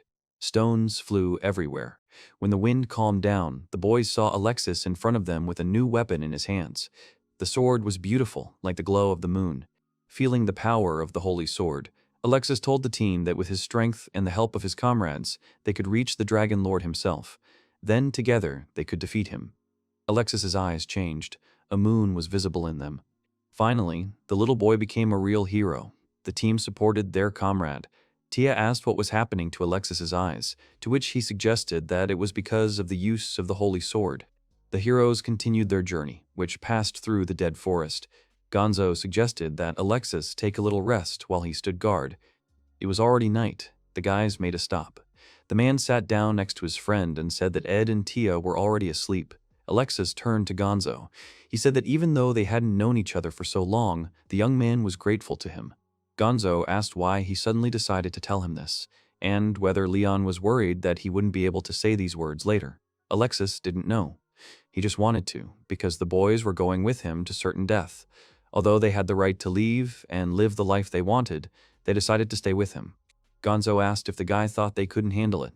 Alexis pointed out that no one knew what the future held. The man agreed with him. But he added that they needed determination to fight, and Tai and Ed didn't need anything at all. Gonzo asked Alexis not to worry because he would protect them with his muscles. The hero wanted to ask for farewell in case such a moment never came, but he didn't have time. Alexis sensed danger. He ordered Gonzo to act. He understood everything without further ado. The man activated the spirit shield and covered Tia and Eden with it. He shouted for them to get up quickly and wake up. There was little time for their showdown. The bottom was attacked by small monsters that had small but sharp teeth. A flock of such monsters surrounded the heroes. Alexis ordered Ed to cover him while the hero would deal with the enemies. The youth used the sword technique, full moon. An incredibly large explosion illuminated the forest. The vibration and power from it spread further. Ed started running away from the source of the explosion. He understood why Alexis decided to deal with the monsters himself. Meanwhile, the compass showed who exactly attacked them. He ran to Tia and asked if she was ready. The girl replied that she could handle it. Ed pointed to the tallest tree, where their enemy was. The elf pulled the string of her magic bow and sent a storm beam straight at the target. The demon land is a vast, dense forest that divides the domain of humans and monsters. Ed from the past carried Tia on his back using his renegade step skill, since it would be a deadly walk if he walked normally. Even a hero would have a hard time getting out of these territories. The elf's arrow hit its target accurately. After a day of hiking, the team decided to rest a little. Tia noticed that they only had canned food left. The girl missed home cooking. Ed promised that he would definitely cook something tasty upon his return. Gonzo admitted that good food was enough to motivate him. However, cooking in these parts was very dangerous. Tia quietly said that they would wait until the city. Ed glanced at Alexis and asked how he was feeling. He assumed that the hero was tired after such a difficult holy sword technique. The young man replied that he was fine. The technology was complicated and he didn't really know how to use it, but Alexis learned quickly because he was a hero. Ed agreed with that. Tia thought it would be years before they could enter the demon lands. However, they came here only half a year after meeting the new squire. The girl hoped that they would continue together in this group. Gonzo supported her. Ed remembered that one of the conditions for returning to the White World was to stay in this one for more than half a year. He could only wait until he was banished from here. The master said that a day spent together was more important than 10 years apart and turned the room to sensations. Tia began to understand what the man was talking about. Ed looked at the hero. Now that Alexis had the real holy sword, he was a real hero without a doubt and became a strong being in this world. In addition, Tia and Gonzo were with him, and they were very strong, and since they traveled with the hero, they were obviously already famous throughout the world. Ed understood that, even though they were fighting together, his goal was different from theirs. He couldn't change anything. Even if the boy wanted to stay, he wasn't allowed to. However, the squire didn't think it was such a bad idea. But Ed's suffering was in vain for the moment. His soul was pining to return home, to his world. His thoughts were interrupted by Gonzo's loud voice. He and Tia raised their mugs and wished for them to defeat the demon lord. Ed asked what the boys would do after they won. No one expected to hear such a question. It felt like no one had even thought about it. The squire clarified his question. He asked what they wanted to do after their adventure. Ed mentally decided that he needed to come up with a reason to get kicked off the team. Tia said that Alexis would become king after winning. Remembering his comrade's specific taste, Ed mockingly asked if he would make wings for the royal castle. Alexis didn't particularly like the joke. He asked Gonzo if he wasn't going to return to the eastern lands for a while after the battle. The master told him not to worry because it could wait. Alexis replied that he wasn't worried. The man laughed and said that it was all on his face. Now it was Tia's turn. She was asked what she wanted to do. The girl replied that she would like to go on a round-the-world trip to see this huge world. She would like to learn and see many things. Tia suggested that she would build a house and tell about their exploits. The girl asked if it wasn't a beautiful dream. Alexis laughed and noted that it was her style. Tia asked what Ed would like to do. He replied that he would return home with souvenirs. His native village was small, quiet, and peaceful. Having heard about it, the elf wanted to go there too. Seeing that the guy was clearly avoiding inviting the girl to his village, Tia said that if he wanted, they could go with him. He just had to tell her, otherwise she would not forgive him if he suddenly disappeared from this world. Gonzo supported the girl. He added that even if they quarreled over something in the future, they would still remain comrades who fought shoulder to shoulder.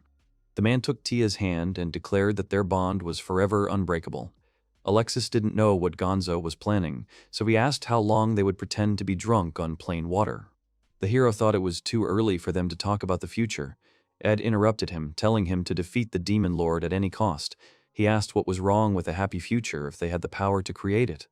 Alexis replied that there was nothing wrong with him, and besides, he had no intention of breaking his promise.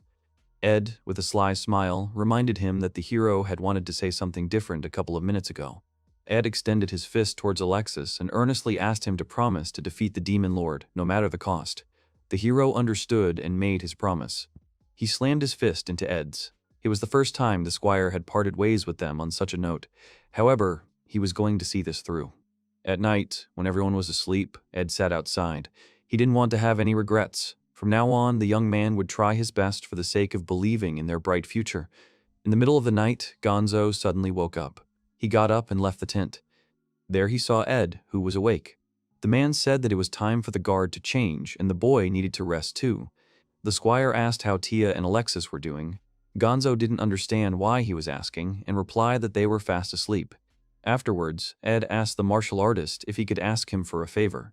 The young man did not want to regret anything, so he was going to dispel all fears in his light.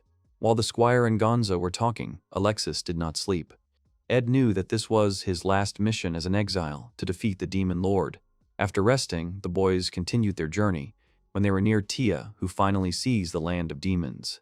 Alexis took out the holy sword. With the attack of the full moon, he cleared the path from the trees and dry branches. Bright rays illuminated everything around. When it dissipated, the team saw an army of demons. They were of different sizes. Finally, Ed saw those who would make the hero squad happy in the future. One of the monsters came out from the armament of the crowd. He licked his lips and could not wait any longer. The monster greeted the hero and his friends. The demon addresses the group, calling them a great hero and his friends. He declares that the demon lord's army is already waiting for them. The demon declares that only a hero or a madman could come here, accompanied by a smirk. He addresses the hero directly and asks how he plans to get through them in such a tired state. The protagonist of the hero's group approaches the demon. He asks if it seems too warm to welcome them with so many guests, or if the demon is worried about something. The warrior continued his sarcasm. He mockingly suggests that those who want the hero's autograph join the line. The hero will gladly carve his signature for him with his sacred sword. The demon reports that they've heard strange reports of a certain black-haired squire laborer who is even stronger than the hero. He also claims that the group's true leader is not the hero, but the black-haired adventurer. A small, hovering demonic eye confirms with certainty that it is indeed him. The squire, annoyed, says he forgot about it. When the man asks, he replies that the monster is actually some kind of warning system. Provoked by the warrior, the demon declares that he has understood the nature of humans. He concludes that their weakness should not be trusted, and that they must be killed here and immediately.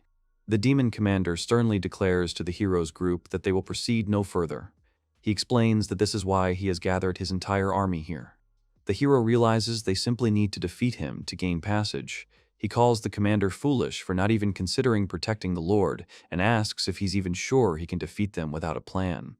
To which the commander-in-chief replies, with murderous intent, that he will kill them. This inspires his army. Immediately after this, he gives the order for all fighters to attack. A battle cry rings out, and thousands of creatures descend upon the hero's group. The hero suggests the warrior finish them off quickly, to which he immediately responds with approval. A girl from the hero's group, or one who addresses Alexis by name, asks Alexis not to overdo it. She also reminds Alexis that he still has to fight the demon lord. When the army came close, the tall man declared that they would take on the smaller opponents, decisively confirming that this is exactly how it would be. To confirm his words, he lets out a long battle cry, expressing rage. At that moment, the girl realized there was no time to waste. So she thrust her sword into the ground and began a spell directed at the moon, which gathers the earth and gives it shape. As soon as she finished speaking, spikes appeared from the ground and pierced the moving demons.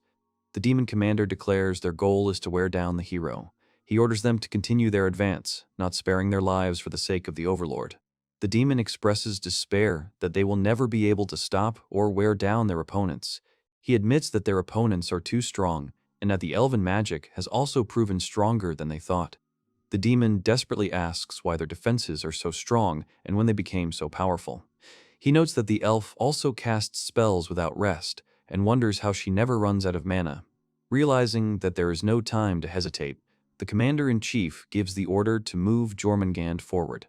At that very moment, the layer of earth where the group was standing collapsed. It was a trap, trapping both the group and the demons who hadn't managed to escape. The protagonist, falling, declares that he needs to get up somehow. A voice is heard from below. As he approached, the adventurer realized with horror that there was a huge snake behind them. The elf wastes no time. She acts instantly, summoning a huge hand from the ground. A cry rings out. She urges them not to worry, adding that there's just a little bit left, encouraging the whole team. Luckily, a huge hand manages to grab the edge of the cliff. But it didn't help. The snake shot out of the ground at high speed, catching the hand mid-air. The giant snake, Jormungandr, swallowed the hand. She laughed, sarcastically noting that it was a good try, but they still wouldn't succeed. At the same moment, someone's voice remarked that he hadn't expected to fly, especially with his body. A member of the hero's group addressed the creature, stating that although it was large, it was still weak. The hero's group stood atop the serpent. They watched the creature hover high in the air. They discussed helping it descend, expressing surprise and some irritation that the creature could even fly. The two characters came to a mutual understanding regarding their intentions regarding the flying creature. They decided to put their thoughts into action, noting with irony what a coincidence this was. One of the characters let out a battle cry, preparing for action. Another shouted instructions at him, correcting the adventurer, turn left and slightly higher. To which he received an immediate response. The snake was difficult to control.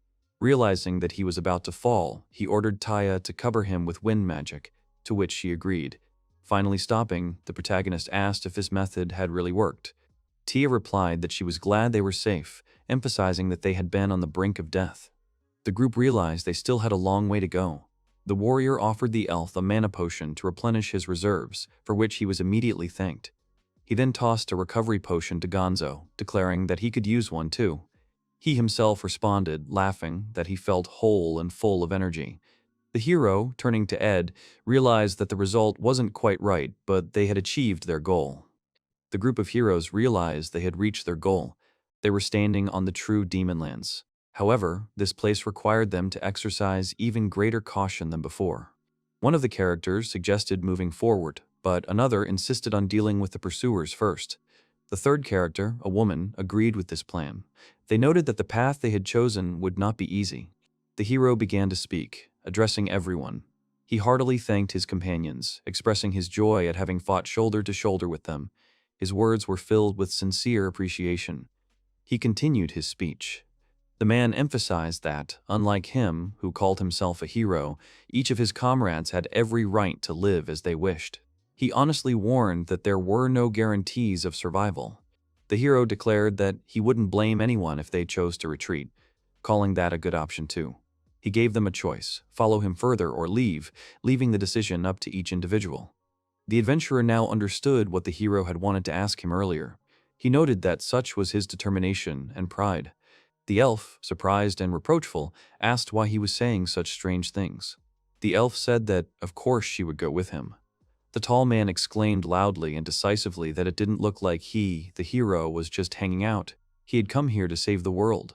The protagonist, observing his comrades' decisions, realized they were strong and could easily handle everything without him. He considered this the best course of action and burst into laughter. He apologized quietly to the others and announced that he was leaving. The hero's comrades expressed utter bewilderment and shock at his sudden announcement. The elf wondered if it was a joke and remarked that now was not the time for such things. The hero, however, stood his ground, firmly declaring that he was not joking. The hero, turning to Tia, began to explain his decision. He apologized to her and emphasized that he was telling the truth. Tia reminded the hero of his promise to stay with them until the end, expressing confusion and incomprehension at his actions. The hero had long pondered what would happen if he stayed with the group and they defeated the supreme demon. The hero continued his thoughts. He wondered if the conditions for his expulsion from the hero's group would be fulfilled if he continued with them. He was tormented by the main question: would he be able to return to his world under such circumstances? The hero realized that this was his personal path, and he had to put his life on the line and risk everything for his goal. He declared that he had no other path now, and that he wanted to test his fate, not simply wait. He expressed hope that there would be a place for him in the distant and wonderful future. That's why he decided to leave the group on his own. Alexis acknowledged that this decision must have been very difficult for the hero. He noted that the hero himself made this difficult decision in the current situation. The hero also declared that, to him, all these demons were nothing more than a cloud of tiny insects. He claimed they were overwhelming in numbers alone, hinting at his ability to overcome them. The hero declared that a mere man had no chance of defeating them. Tia, turning to Ed, shouted that this was untrue. But Alex calmly stated that Ed had already made up his mind. Alex confirmed the wisdom of Ed's decision by explaining to the group that Ed was about to go home. Ed officially announced his departure to the band. He thanked Alex, using his first name. Alex responded by asking everyone to respect Ed's decision. Ed expressed hope that their paths would cross again in the future. The hero, addressing the adventurer, assured him he would easily defeat the demon lord. He mentioned that, thanks to the warrior, he now possessed a true sacred sword and asked him not to worry. He continued, insistently telling him to leave before the demons caught up with the group. He urged the man on a bit, seeing his hesitation. Tia, clearly outraged and upset, turned to Gonzo, asking if he himself was okay with this decision. She acknowledged his feelings but was still against the main character's departure. The elf, seeing that Gonzo wasn't responding, called out to him again, this time more formally, and asked with despair in her voice if he was even listening to her. Gonzo stood silently, lost in his thoughts. The protagonist formally approached the tall man, asking if he could ask him for one thing. He agreed. Gonzo, hearing the formality, immediately changed his tone to something more playful. He asked the adventurer if he was worried. Ed assured him he was completely calm. The adventurer continued, noting that Alex was the strongest hero the world had ever seen. He added that his companion was also keeping up, mentioning that Alex had finally obtained a sword, and that Tia had also become much stronger. He also added that the group was so strong that one couldn't help but feel a sense of unease about the demon lord. The man noted with a touch of irony that with the protagonist's skills, they had a much better chance of defeating him. Gonzo admitted that they would not have come this far without his interlocutor, and thanked him. Gonzo said he'd do anything, and there was no need to be shy. The young man laughed, assuring her he wasn't shy. The tall man, summing up, asked what they wanted to ask him to do. The protagonist suggested that they would most likely be ambushed by demons after they had passed the lion's share of the demon lands. The bearded warrior understood that the enemy usually outnumbered them, and they always prevailed. He noted that if it had been a small group of scouts, they would have already routed them. His interlocutor pointed out the problem. The enemy would send all its troops, and its army was too large. Despite the enemy's numerical superiority, the man expressed confidence that together they could overcome everything. Gonzo agreed with the argument, but noted that this could not be called bad news, since they would certainly thin the enemy's ranks. The protagonist continued that they couldn't get proper sleep or rest, only constant fighting, and this would continue until they left the demon lands. He also emphasized the need to be alert and full of energy. He acknowledged that if they reach the master, they won't be in perfect shape, and that defeating him requires strength. The adventurer asked a troubling question about whether they would even have a chance against the overlord, considering they would come to him in such a dire state. The warrior then proposed that the hero appear before the lord in all his glory and full of strength. His companion agreed. Gonzo resolutely declared that he was the hero's support and shield. The young man reflected that if such a critical moment came, then all they would need to win was to make a rational decision at the right moment. He then asked the man to support him and support the decision he would make. In his mind, he spoke words of request and plea, his tone extremely serious and insistent. He handed Gonzo the bag, explaining that it contained everything the group might need. He noted that the bag was quite heavy, but that wasn't the biggest problem for the man. Suddenly, the bearded warrior exclaimed with a guess, asking if the adventurer had already thought of this plan. The young man answered affirmatively. Gonzo briefly confirmed that all was well and announced to the entire group that they were leaving, urging them to follow him. The elf asked with disbelief whether Gonzo was definitely not against such a decision, since the demon lord's army was behind them. At that moment, the main character began to quickly move in the opposite direction. He ordered Gonzo to remove his hands, shouting at him to stop underestimating him. Gonzo physically restrained him, holding his hand. The man firmly told Alex that the hero should go the other way. The man, addressing the group, asked if moving on wasn't the smartest decision. He stated that to win, they would have to sacrifice something. The hero, turning to the bearded man, angrily asked if he thought he would break his promise. He exclaimed that they were difficult. The elf indignantly asked why Gonzo had used protective magic. The adventurer reminded himself that it was this man who had saved Tia in the first place. He also admitted to the hero that he had suspected something. He turned to the hero, asking if Gonzo hadn't told him anything. The warrior firmly declared that he would deal with the Demon Lord's army himself. He explained that this would leave the group dealing only with the Demon Lord himself, making their task easier. He accused the hero of being interested in him from the very first meeting and viewing him as a competitor. He noted this bitterly and asked point-blank whether it meant the hero had lied to him. The bearded man called on the hero to let the boy go if he was a real hero. The character loudly demanded an answer from Alexis, the hero. He declared that he had always believed Alexis would defeat the Demon Lord and urged him to go and do it. Hero Alexis bitterly repeated the words about the need to defeat the Overlord, realizing that he must do so, and added that he did not want to waste his friends in vain. Alexis agonized over whether he could even call himself a hero if his stubborn nature prevented him from making the right choice. He reminded himself of his promise to defeat the Demon Lord. An inner voice insisted that Alexis didn't care how he did it or what he had to overcome. It emphasized that a hero must fulfill his destiny. Suddenly, the adventurer asked if he could be expelled from the hero's party for this. The elf vehemently protested. She asked him to stop. The hero finally made his final decision. Addressing the warrior, he continued. Alexis, with a heavy heart, began to speak words of expulsion to the young man. Finally, Alexis agreed to expel the adventurer from the hero's group. The young man added that he would still accept the warrior, but as a comrade in arms.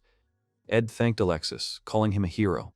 Suddenly, a system window appeared, notifying him that the activation condition had been met. Turning to Gonzo, he added that the rest would be his responsibility.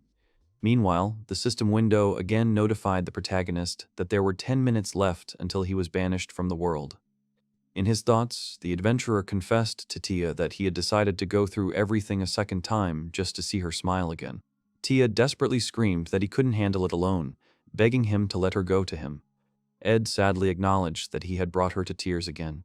Suddenly, the elf felt herself once again sacrificing for those important to her, questioning the nature of these feelings and memories, noting that she was the only one left alive. These were memories unknown to her from another life. Tia screamed, asking Gonzo to stop. He replied that Ed was determined and wouldn't do that for him. The elf insisted that she and Gonzo were the same. The bearded man also explained that Ed had asked him to, and he would be decisive. He declared that the young man had entrusted him with the two of them, and he couldn't let him down. At this point, Elf felt as if she'd seen this before. Earlier, in a conversation between the protagonist and Gonzo, the latter doubted whether Alexis would do such a thing when he found out, and asked if he wanted Alexis to do it himself. Gonzo stated that the hero will still remain a loyal comrade to him in any case, adding that he doesn't care about all these words. Meanwhile, the young man, addressing the demons, apologized for keeping them waiting. He explained that in gratitude, the hero had promised to destroy their overlord, and that he had simply helped the hero move forward. The demon commander taunted Gonzo, pointing out that he had an entire army with him, while he was alone. He declared that his efforts were futile, and that he would crush his head in the blink of an eye. The protagonist calmly urged the demons to prepare. He expressed doubt that they would be enough to take on him alone. With a final battle cry that inspired him, he challenged all his opponents. Tia recalled the first time she met Ed. She noted that he sometimes had a strange expression on his face, like when he was making weapons. It seemed to her as if he were watching them, like children, through the window of his house. The elf added that sometimes it was as if he was trying to pretend that he wasn't with them, as if he was distancing himself. She sadly admitted that she wished she could have consoled him earlier, since he had now left them. At that moment, the Demon Lord appears before them. Landing, he creates a shockwave. He noticed that the little people were quite amusing. The hero, overcome with anger and grief, shouted that they would kill him. The Demon Lord scornfully declared that Alexis had only sacrificed a small fry, and that the hero was more of a coward than he thought. Wanting to say something more, he fell silent when he heard something. They were lines from a spell. A sharp magical spell was heard, accompanied by a powerful release of energy or a blow. Alexis's instructions were firm and decisive. Defeat the Demon Lord and move forward. The voice emphasized the need for victory, to see joy in the future, not just here and now.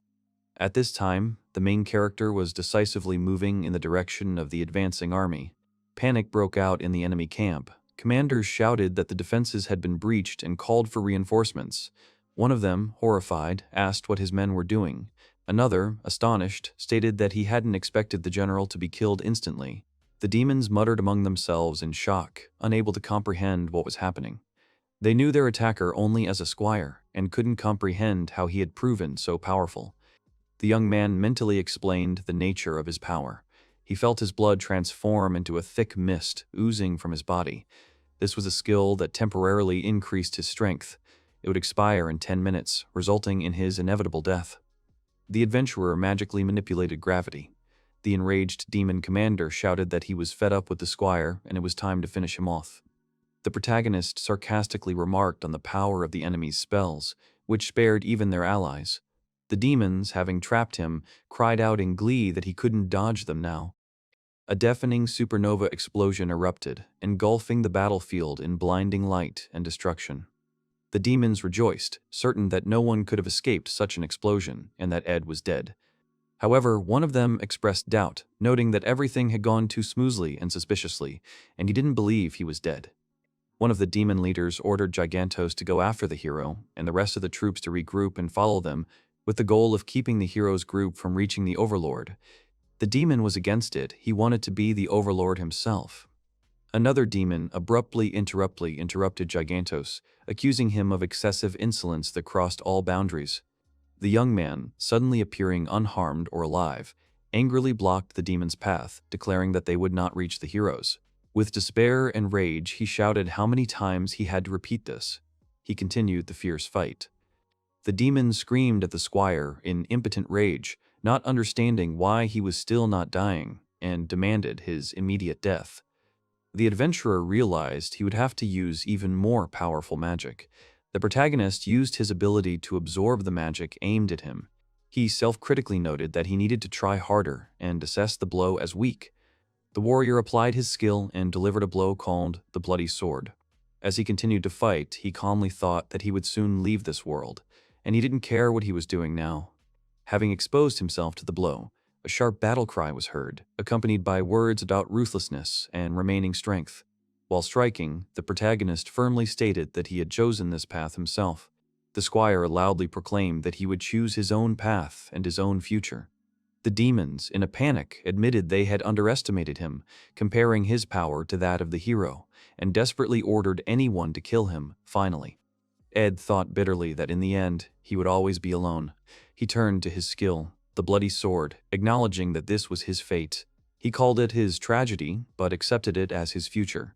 He confidently declared that he would leave no regrets, at least not in this world.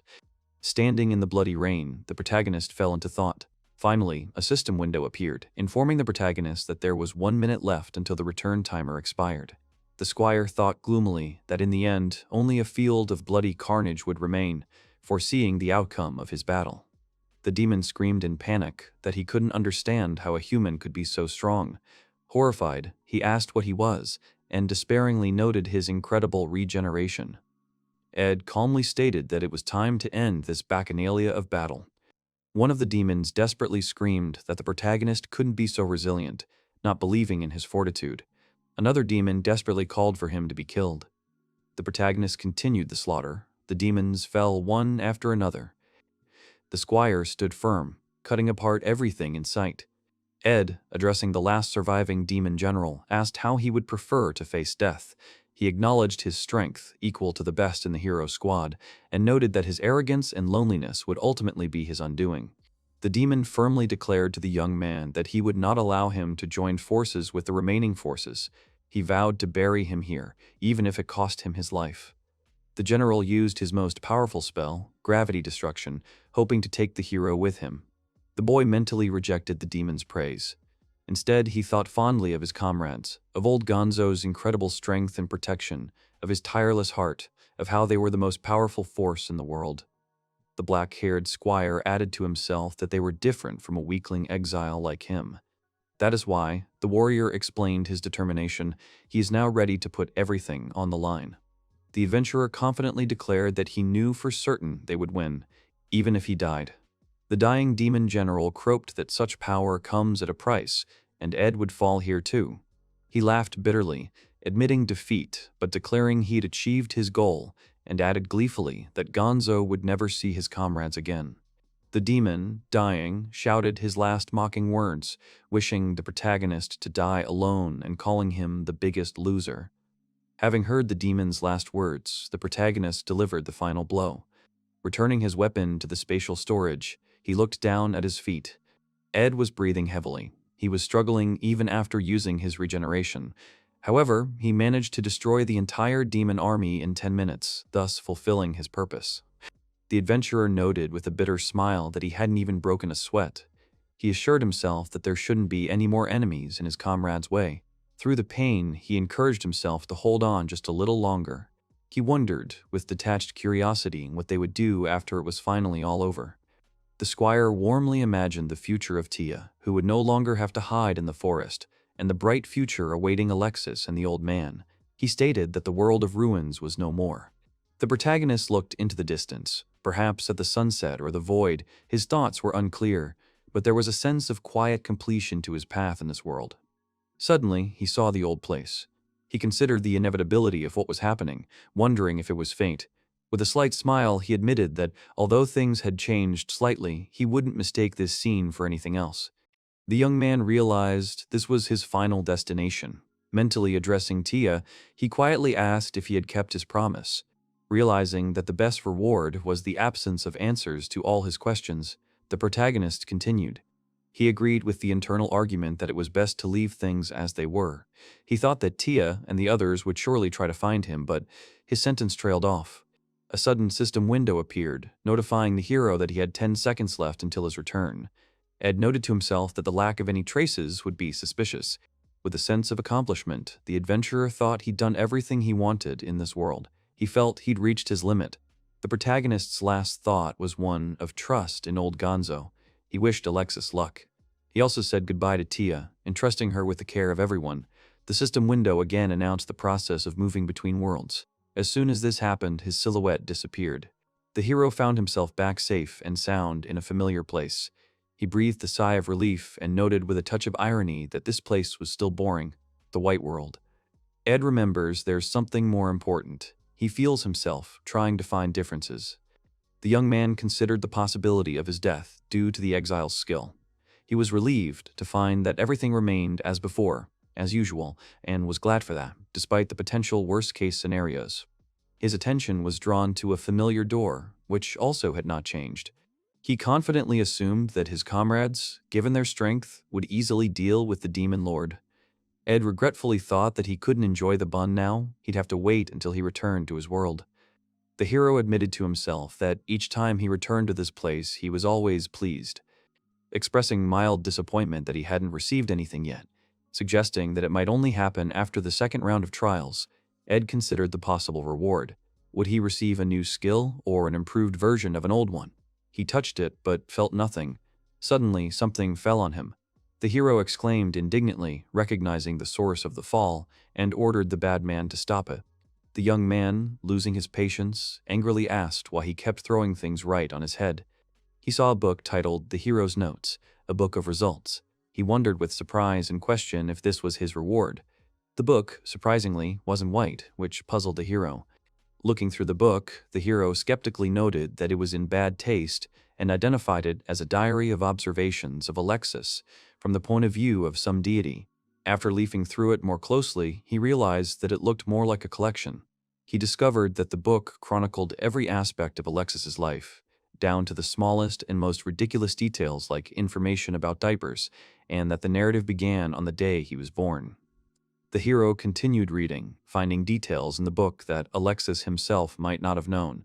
He noted with surprise and a hint of mockery that Alexis was a sweet child, read about his circle of friends, and concluded that the hero's life was described meticulously. He also noticed how his hand, turning the pages, slowed slightly when the narrative reached the point where Tia joined the group. Reading about a familiar world from a completely different perspective seemed intriguing to the hero. He almost forgot about himself until, with surprise and a strange feeling, he discovered his name in the text, immersing himself in the reading with an exclamation of recognition. The hero realized that in the story of his comrades, he was still perceived as a mere mirror of the heroes. He acknowledged their strength and suddenly became acutely aware of his own existence here and now, reading the lines while existing beyond the pages of a book. By the end of the book, he saw the denouement of his own story. He was being sought after and even recognized. After all, the hero had called him a true hero. This brought a smile to Ed's face. Relaxed, the young man sat calmly, saying that he was very glad that he had not believed in Alexis in vain, who was able to defeat the demon lord. Suddenly, something started emerging from the floor. It was a bookshelf, but it was empty. Apparently, this was where all the books were supposed to be placed. The hero reflected on the hero's notes, noting that the narrative's interruption after victory was unsurprising. He regretfully wished he knew what had happened to the others. The man reassured himself that there was no need to worry about old man Gonzo. He had probably returned to his homeland. His thoughts drifted elsewhere. He wondered if Tia was looking for him, admitting it was scary, but not surprising. He hoped she was traveling the world as she had wanted. The hero acknowledged that his comrades had kept their promises. Now it was his turn.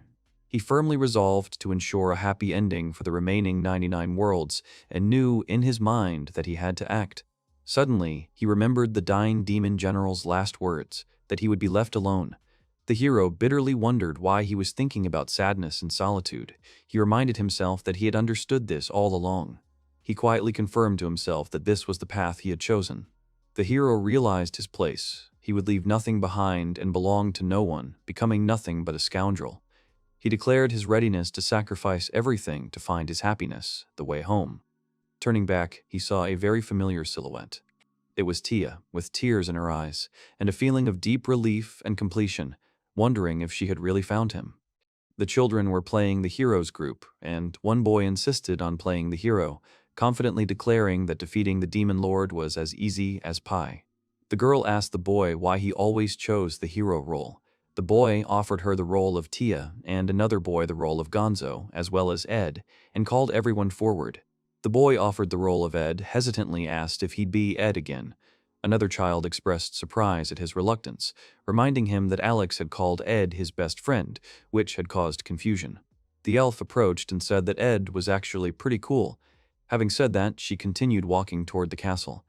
The action moved to the castle. The official respectfully asked the king if he would like to make a statement in person, so as not to waste any time. The king agreed to convey everything to the townspeople as soon as possible. The master of ceremonies announced the invitation of the next and last guest for the day. The elven guest respectfully wished the king well-being and thanked him for the honor of an audience. The king interrupted the ceremonial pleasantries, declaring that the king's time was more valuable than they thought, and demanded to get to the point. King Alexis had long since recognized the newcomer. Tia. He greeted her with a smile and, without further ado, noting that they hadn't seen each other for a long time. It was clear he'd been looking forward to meeting her for a long time. The elf exclaimed joyfully upon seeing Alexis after all these years. She jumped on her old friend and hugged him too tightly. The king asked her to let him go as he was having trouble breathing. She emphasized that he truly had become king. The girl explained that she had arrived by sea, which took half the time of by land. Alexis understood and added with a touch of sadness that Gonzo couldn't make it this time either. A man standing nearby remarked that her rebellious spirit hadn't faded. Tia warmly greeted Mr. Reginald as he appeared and also asked if Alexis had time to chat. Reginald was delighted to see the girl. When Alexis asked about the time, he explained that, having learned of Lady Tia's visit, he had dared to change his schedule for today, earning her gratitude in Alexis's surprise.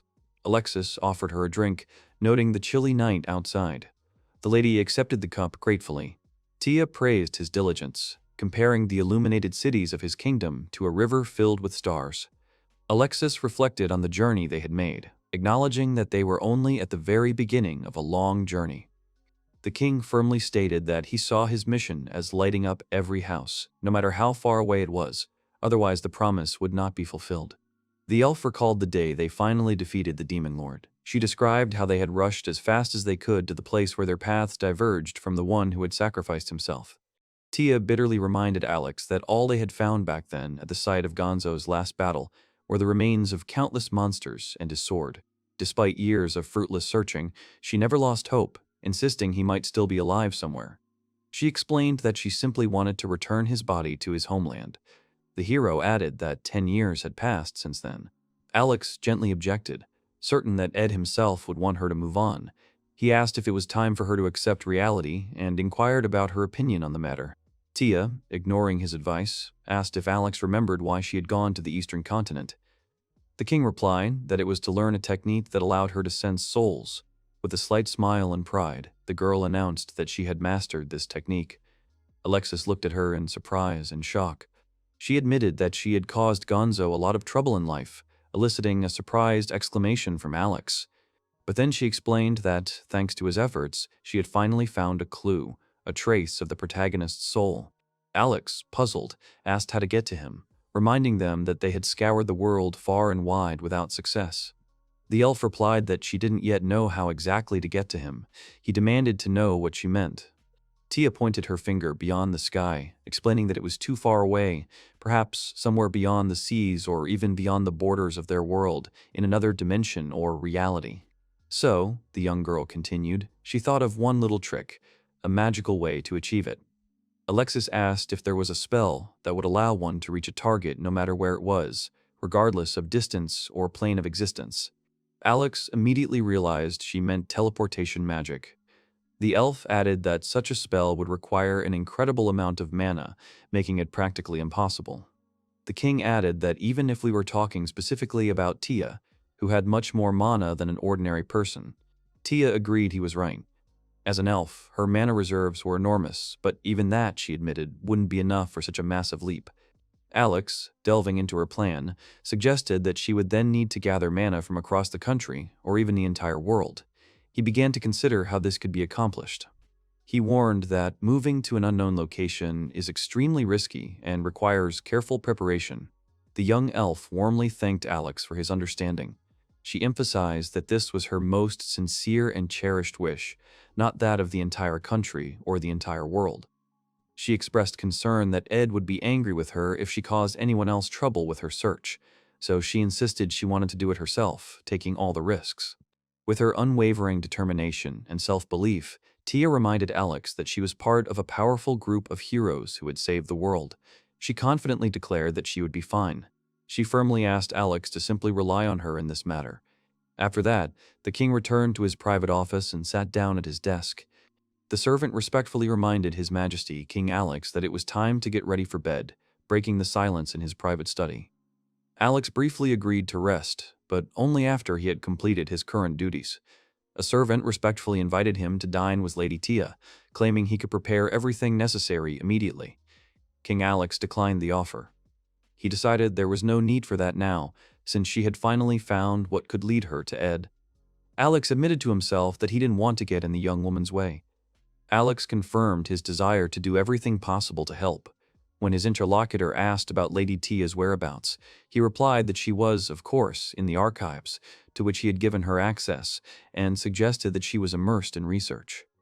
Reginald addressed the king, declaring that he understood their feelings. However, he noted with concern that he felt they were taking on too much.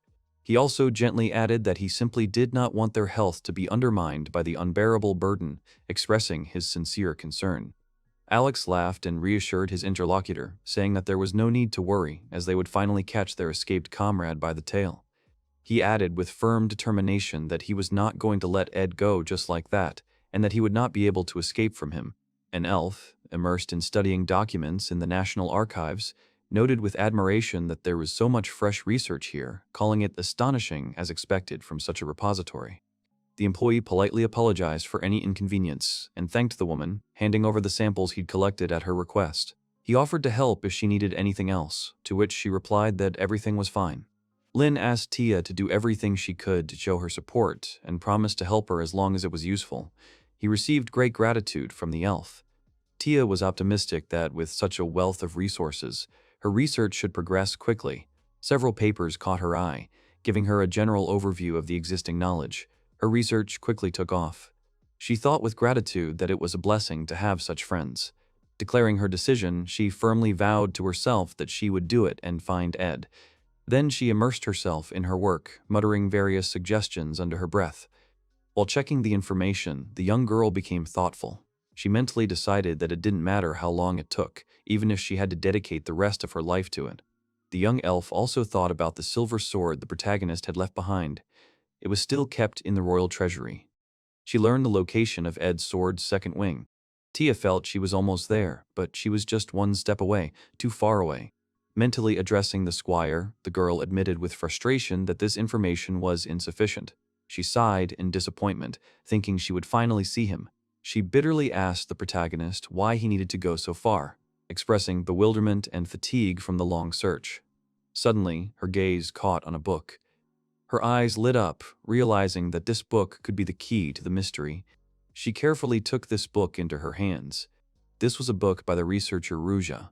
It included practical implications for using external mana to cast large-scale spells.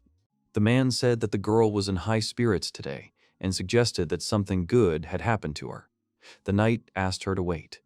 She said she had found something amazing, and with it she would get to the guy wherever he was. Tia felt embarrassed and thought she had been a little hasty. She apologized for the intrusion and closed the door. People started saying that she was energetic and very cheerful as always. They thought that she had made some kind of discovery. The king said they would take a short break. He walked out into the corridor and addressed the girl.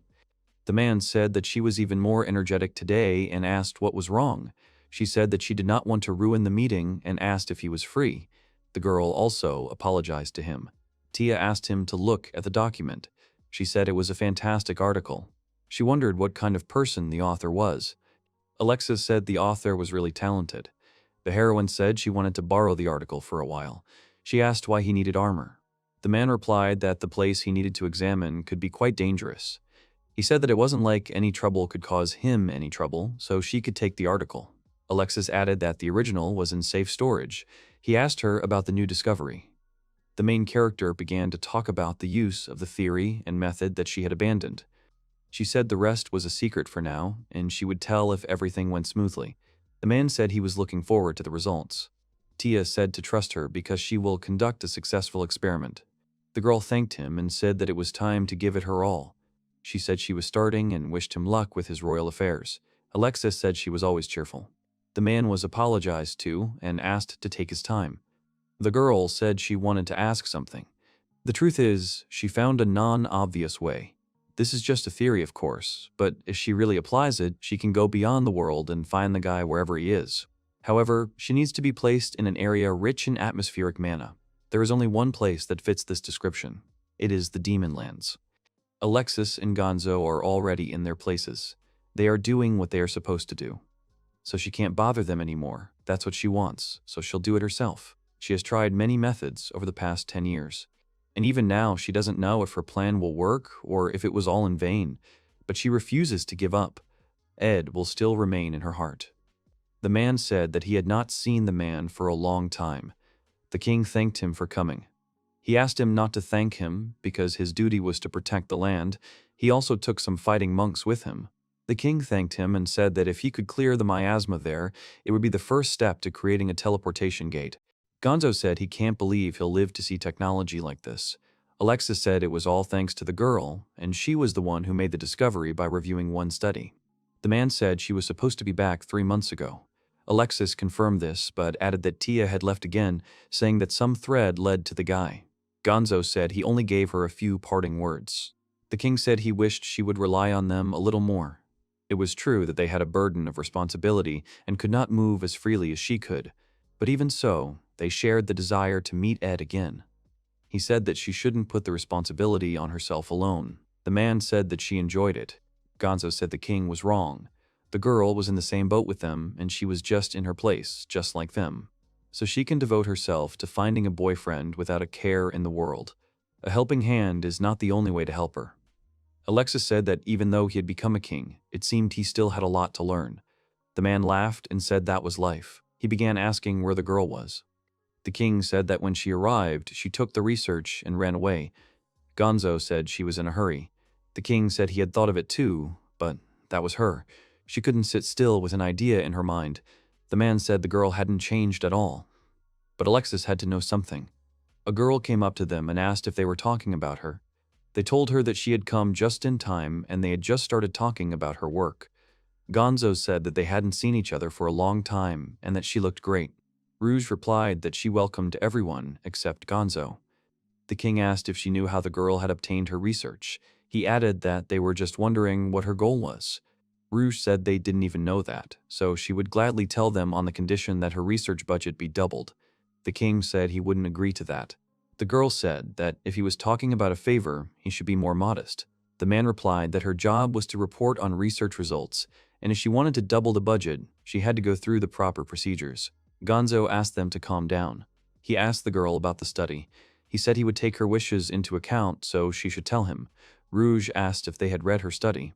Gonzo said that he had never seen her before. The girl said that she would explain everything from the beginning. The main theme of the work is the use of external mana. In simple words, there is a way to use the mana around them as if it belonged to them. All you need is a magic circle. So almost anyone can do it if they know how to activate magic circles. That's why it's possible to create a teleportation gate. She asked if they realized the full probability of the discovery, since it requires a lot of stable mana. Rouge said it was a breakthrough that would advance magical technology by 100 years. The man said it sounded fantastic. The king said he had been briefed on the contents, but to hear it again was truly incredible. Gonzo asked if the strength of external mana changed depending on the location of the mage. The girl confirmed this and said that a place rich in mana would obviously be much better for casting a spell. She asked to think about it and said that she excluded it because it was too saturated with mana, but if they were talking about the greatest efficiency, then there is a place where monsters live forever. The king apologized and said that they were postponing the cleanup. The girl replied that he would achieve nothing by giving up halfway. He replied that he had urgent business to attend to. Alexis said he was going to find Tia. The man said he thought the king had a sudden reason for such a change of plans. The king replied that if the girl was right, the heroine had already gathered everything she needed, and if they waited another 3 months, they would have no idea where she would go to find Ed. Gonzo assumed she was in a hurry. He said that since the demon lord had been defeated, his influence was slowly fading. Alexis said he was sure she would be fine in the demon lands, and that's why, if they don't hurry, she'll disappear without a trace. The girl started to stop them. Rouge said she was against it. She didn't believe they were going all the way to the demon lands. The king said that he understood what she wanted to say. If necessary, he would bow his head to her, but at the moment he was going to do it no matter what. The girl asked him to explain himself and not beat around the bush. Reginald appeared. Rouge said he had come just in time and told him to make the stupid king explain himself. The man didn't understand what was going on. Everything was explained to him, and he understood the current situation and began to ask leading questions. The girl said that this time their plan would affect an outrageous number of people. She said that it would bring a lot of trouble, and not just for the kingdom, but for the entire eastern continent. Besides, it would take 6 full days to get to the demon lands. She couldn't believe they were seriously going to make her wait that long. The man turned to the king and said that the girl was right. However, he added that he had a reason to go there without a shadow of a doubt.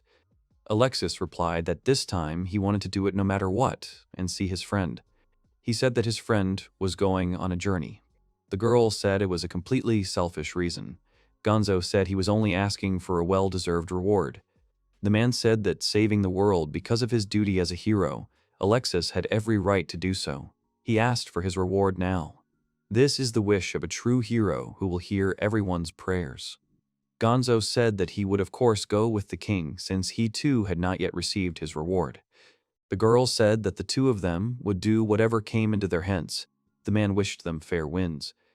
Rouge started to get angry with him. Reginald said that the men could leave the girl with him. He said that he would wait for him upon his return, and with good news.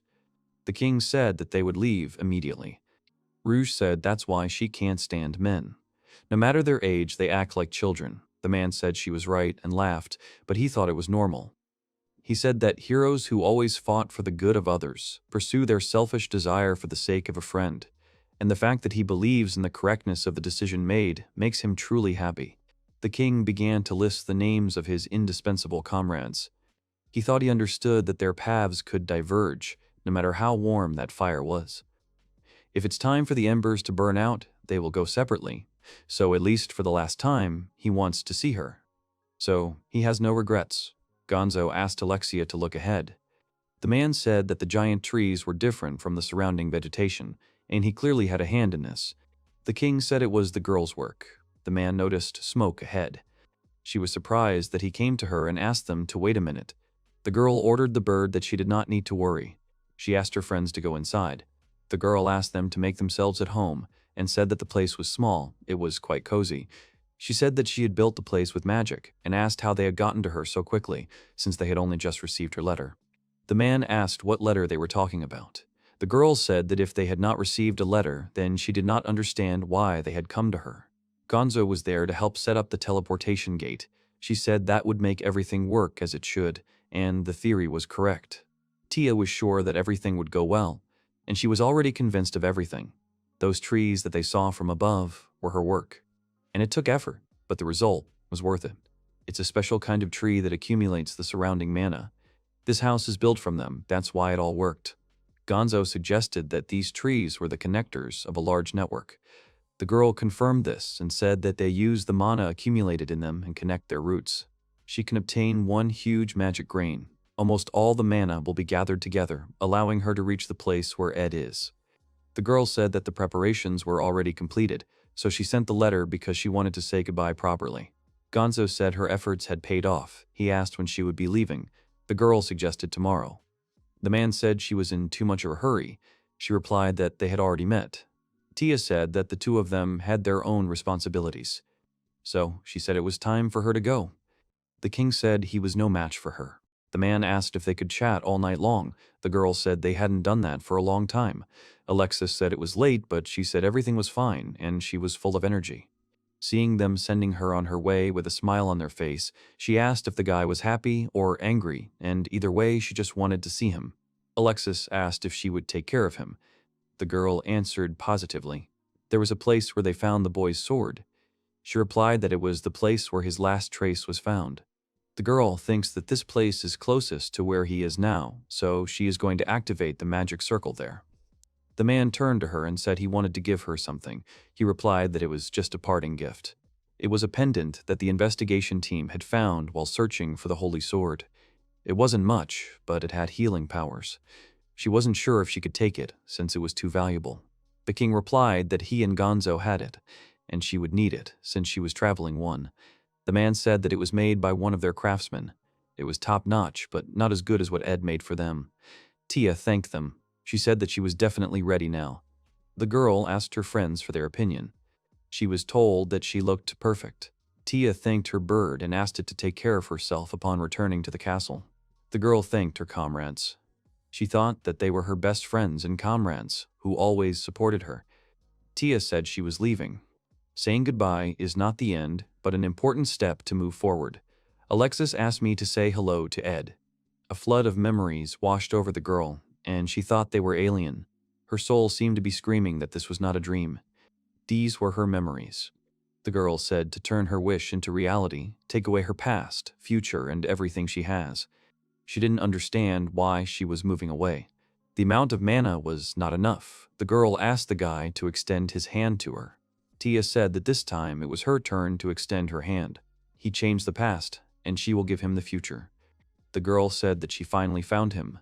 The guy said that even for a joke it was too cruel, because she couldn't have been there. She hugged him and was glad that she had finally found him. Ed thought that he would never confuse that voice and warmth. He asked if she had calmed down. She said that she was fine and apologized for crying. The hero laughed and said that everything was fine. If she liked his chest so much, then it was all at her disposal. He started talking about gratitude. Tia said that she knew about everything he had done for them, how he had fulfilled the wish she had made that day by changing the past and the future, and now it was clear why she had wanted to see him so much.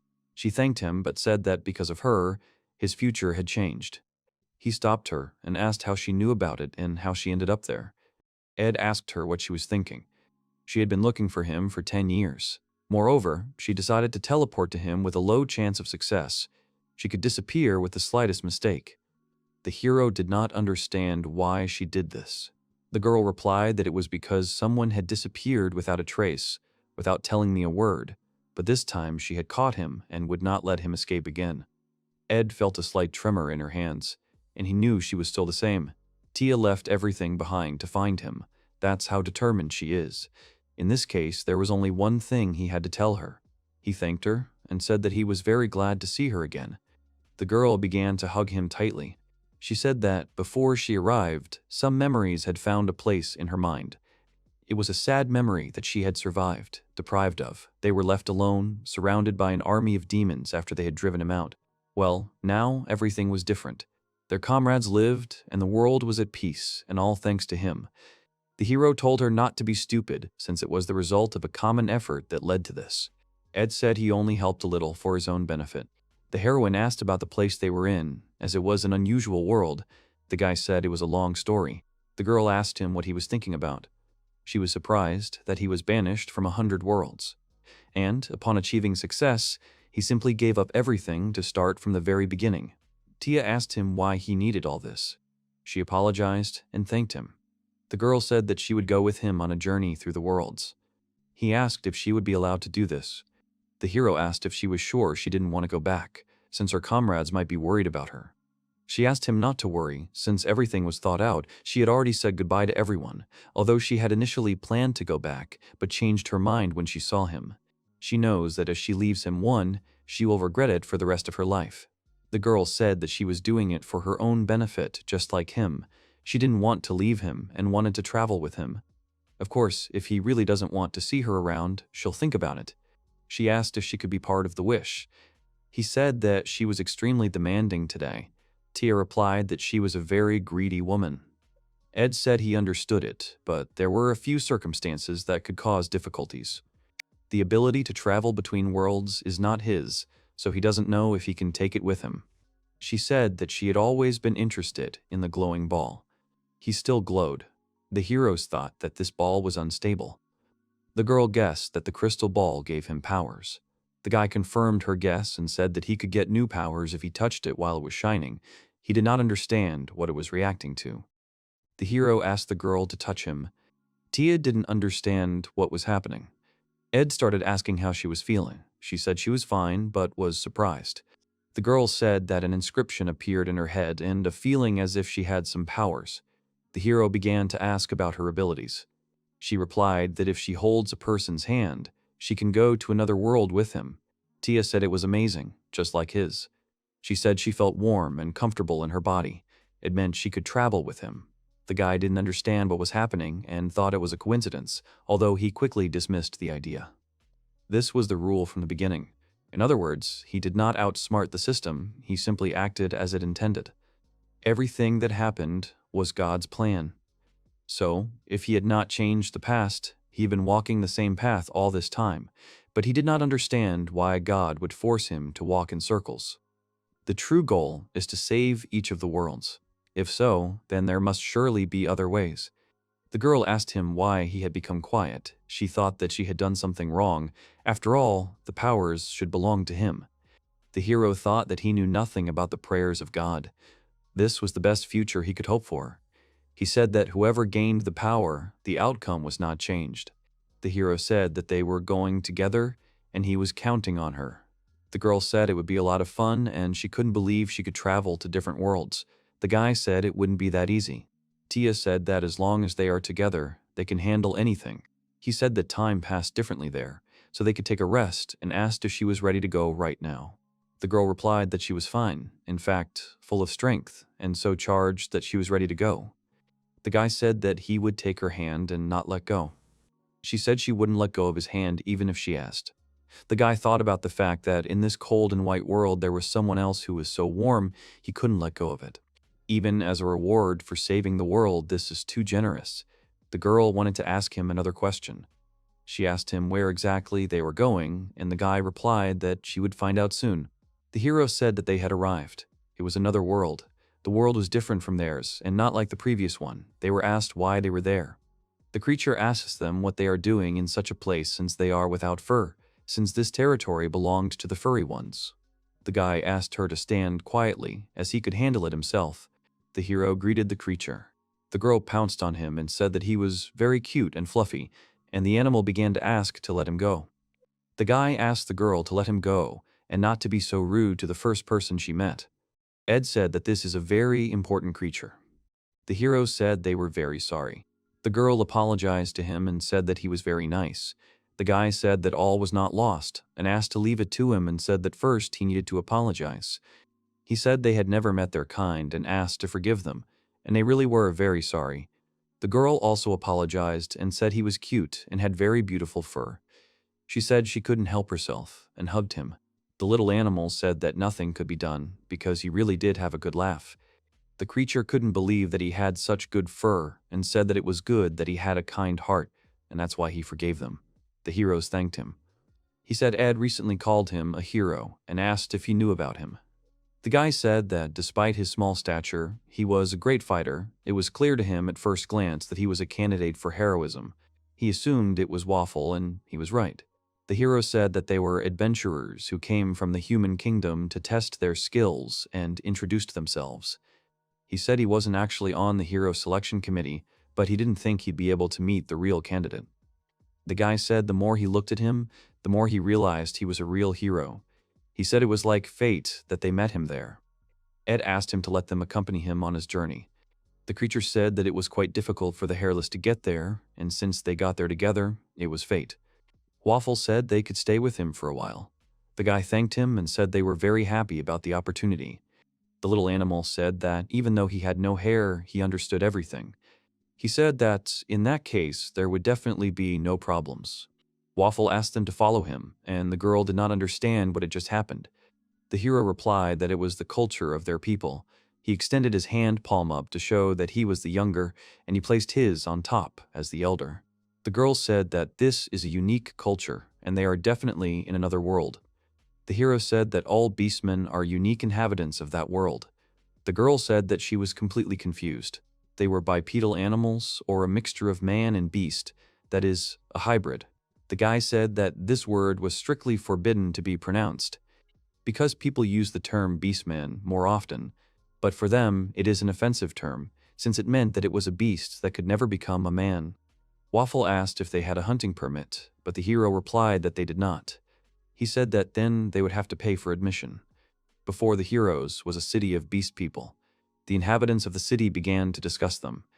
The guy said that the girl was too excited and asked her to try to calm down, otherwise she would get lost, and asked her not to point her finger at strangers, as it was rude. The creature said that they had arrived, and said that they would stay there for the night. He said that he would stay somewhere else, go hunting tomorrow, and asked what they would do. The hero replied that since they were with him, this was an excellent opportunity to look at his exploits. The little animal said that in that case they would meet tomorrow at the hunting lodge. The boy thanked him. The girl said he was too cute. Ed said that even though he was cute, he was still a hero. She wondered if it would be cute if Alexis had a tail and ears. The man asked if they were going to spend the night or not. The guy said that they needed to get clothes from the world they were currently in. The girl started asking him why he had parted with the beast. She said the hotel didn't seem that bad.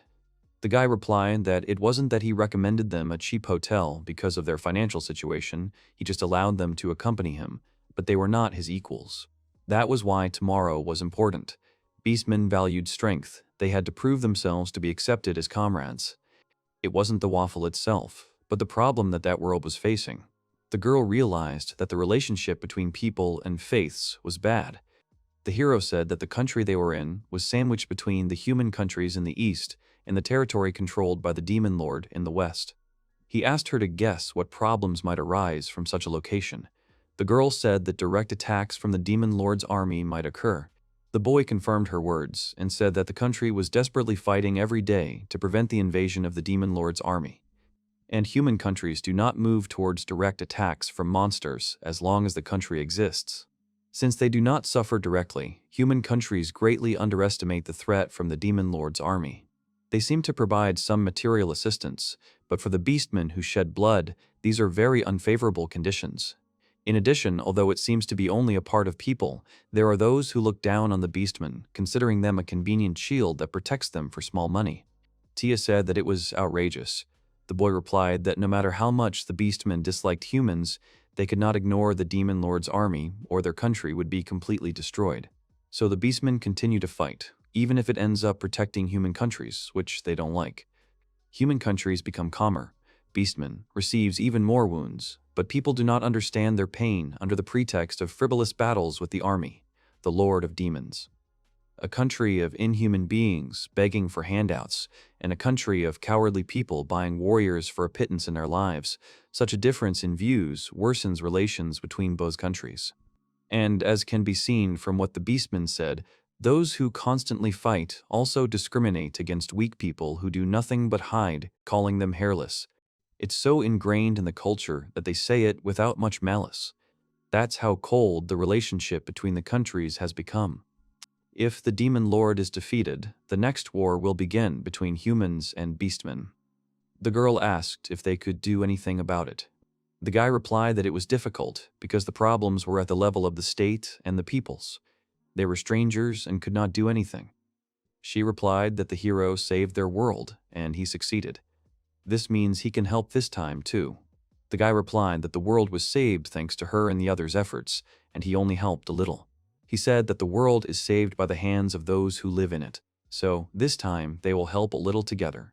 The girl agreed and said that she was ready for everything. The guy replied that this was a good answer. Tia asked what they should do next. Ed said that the world was currently in a stalemate thanks to the efforts of the Beastmen. To change this situation, the Beastmen made one decision, namely the Hero Qualifying Tournament, which will take place in 2 months. This is an event that determines the strongest hero. It will gather the best fighters from all over the world who will compete for the title of hero. Waffle is also one of the participants. That's why he was a candidate for hero. The girl assumed that it meant they had to support him to become a hero. The guy denied it. He said that even if they did nothing, he would win the qualifying tournament and become a hero. Tia said that's probably why they're with him, but it means they won't be doing anything for a while. The hero replied that if the goal was only expulsion, then it would be possible, but then a big problem would arise. Well, since they have the opportunity to change everything, he really wants to change the ending that happened last time. The guy said that he had accumulated several unpleasant events, and Waffle stopped smiling forever. The heroes greeted their comrade. He thanked them for coming and asked how they slept. He suggested that they all go together to one place. It was a hunt for Kuronori. The animal said that it was just the right opponent. The girl began to ask about who Kuronori were. Waffle replied that they were enemies of the world created by the demon lord, and they attacked everything indiscriminately. They are a bit like regular animals, only completely black. Only their movements are fundamentally different from animals. They are very fast and sharp. If you don't get used to them, you can quickly die. They fight them all the time. He said they were unlikely to fight them, so it would be better to just watch. Waffle told them to watch him fight, and then join in. The hero agreed with him. He said that then, as they had agreed yesterday, they would simply look closely at his heroic deeds. The little animal asked if they understood that they would have to defend themselves. Ed told him not to worry and that they would cope. He said that he was very confident in his abilities. The two of them didn't have hunter cards, so they couldn't form an official group, and since they were just watching, they wouldn't be sharing the reward. If they wanted to make money, they could collect medicinal herbs along the way. Waffle asked about their outfits and thought they were weird. He assumed they bought them and called them beautiful. The hero said that they thought that if it came down to it, it would be better to match the beastmen. Waffle noted that the heroes had been to this country before and that they did stand out less. The guy replied that he had been in the country for a very long time. The girl said that if they just watched, they would not have the opportunity to show their skills. She suggested that they would show their abilities when the beast was in trouble. Much and why he allowed her to go with them.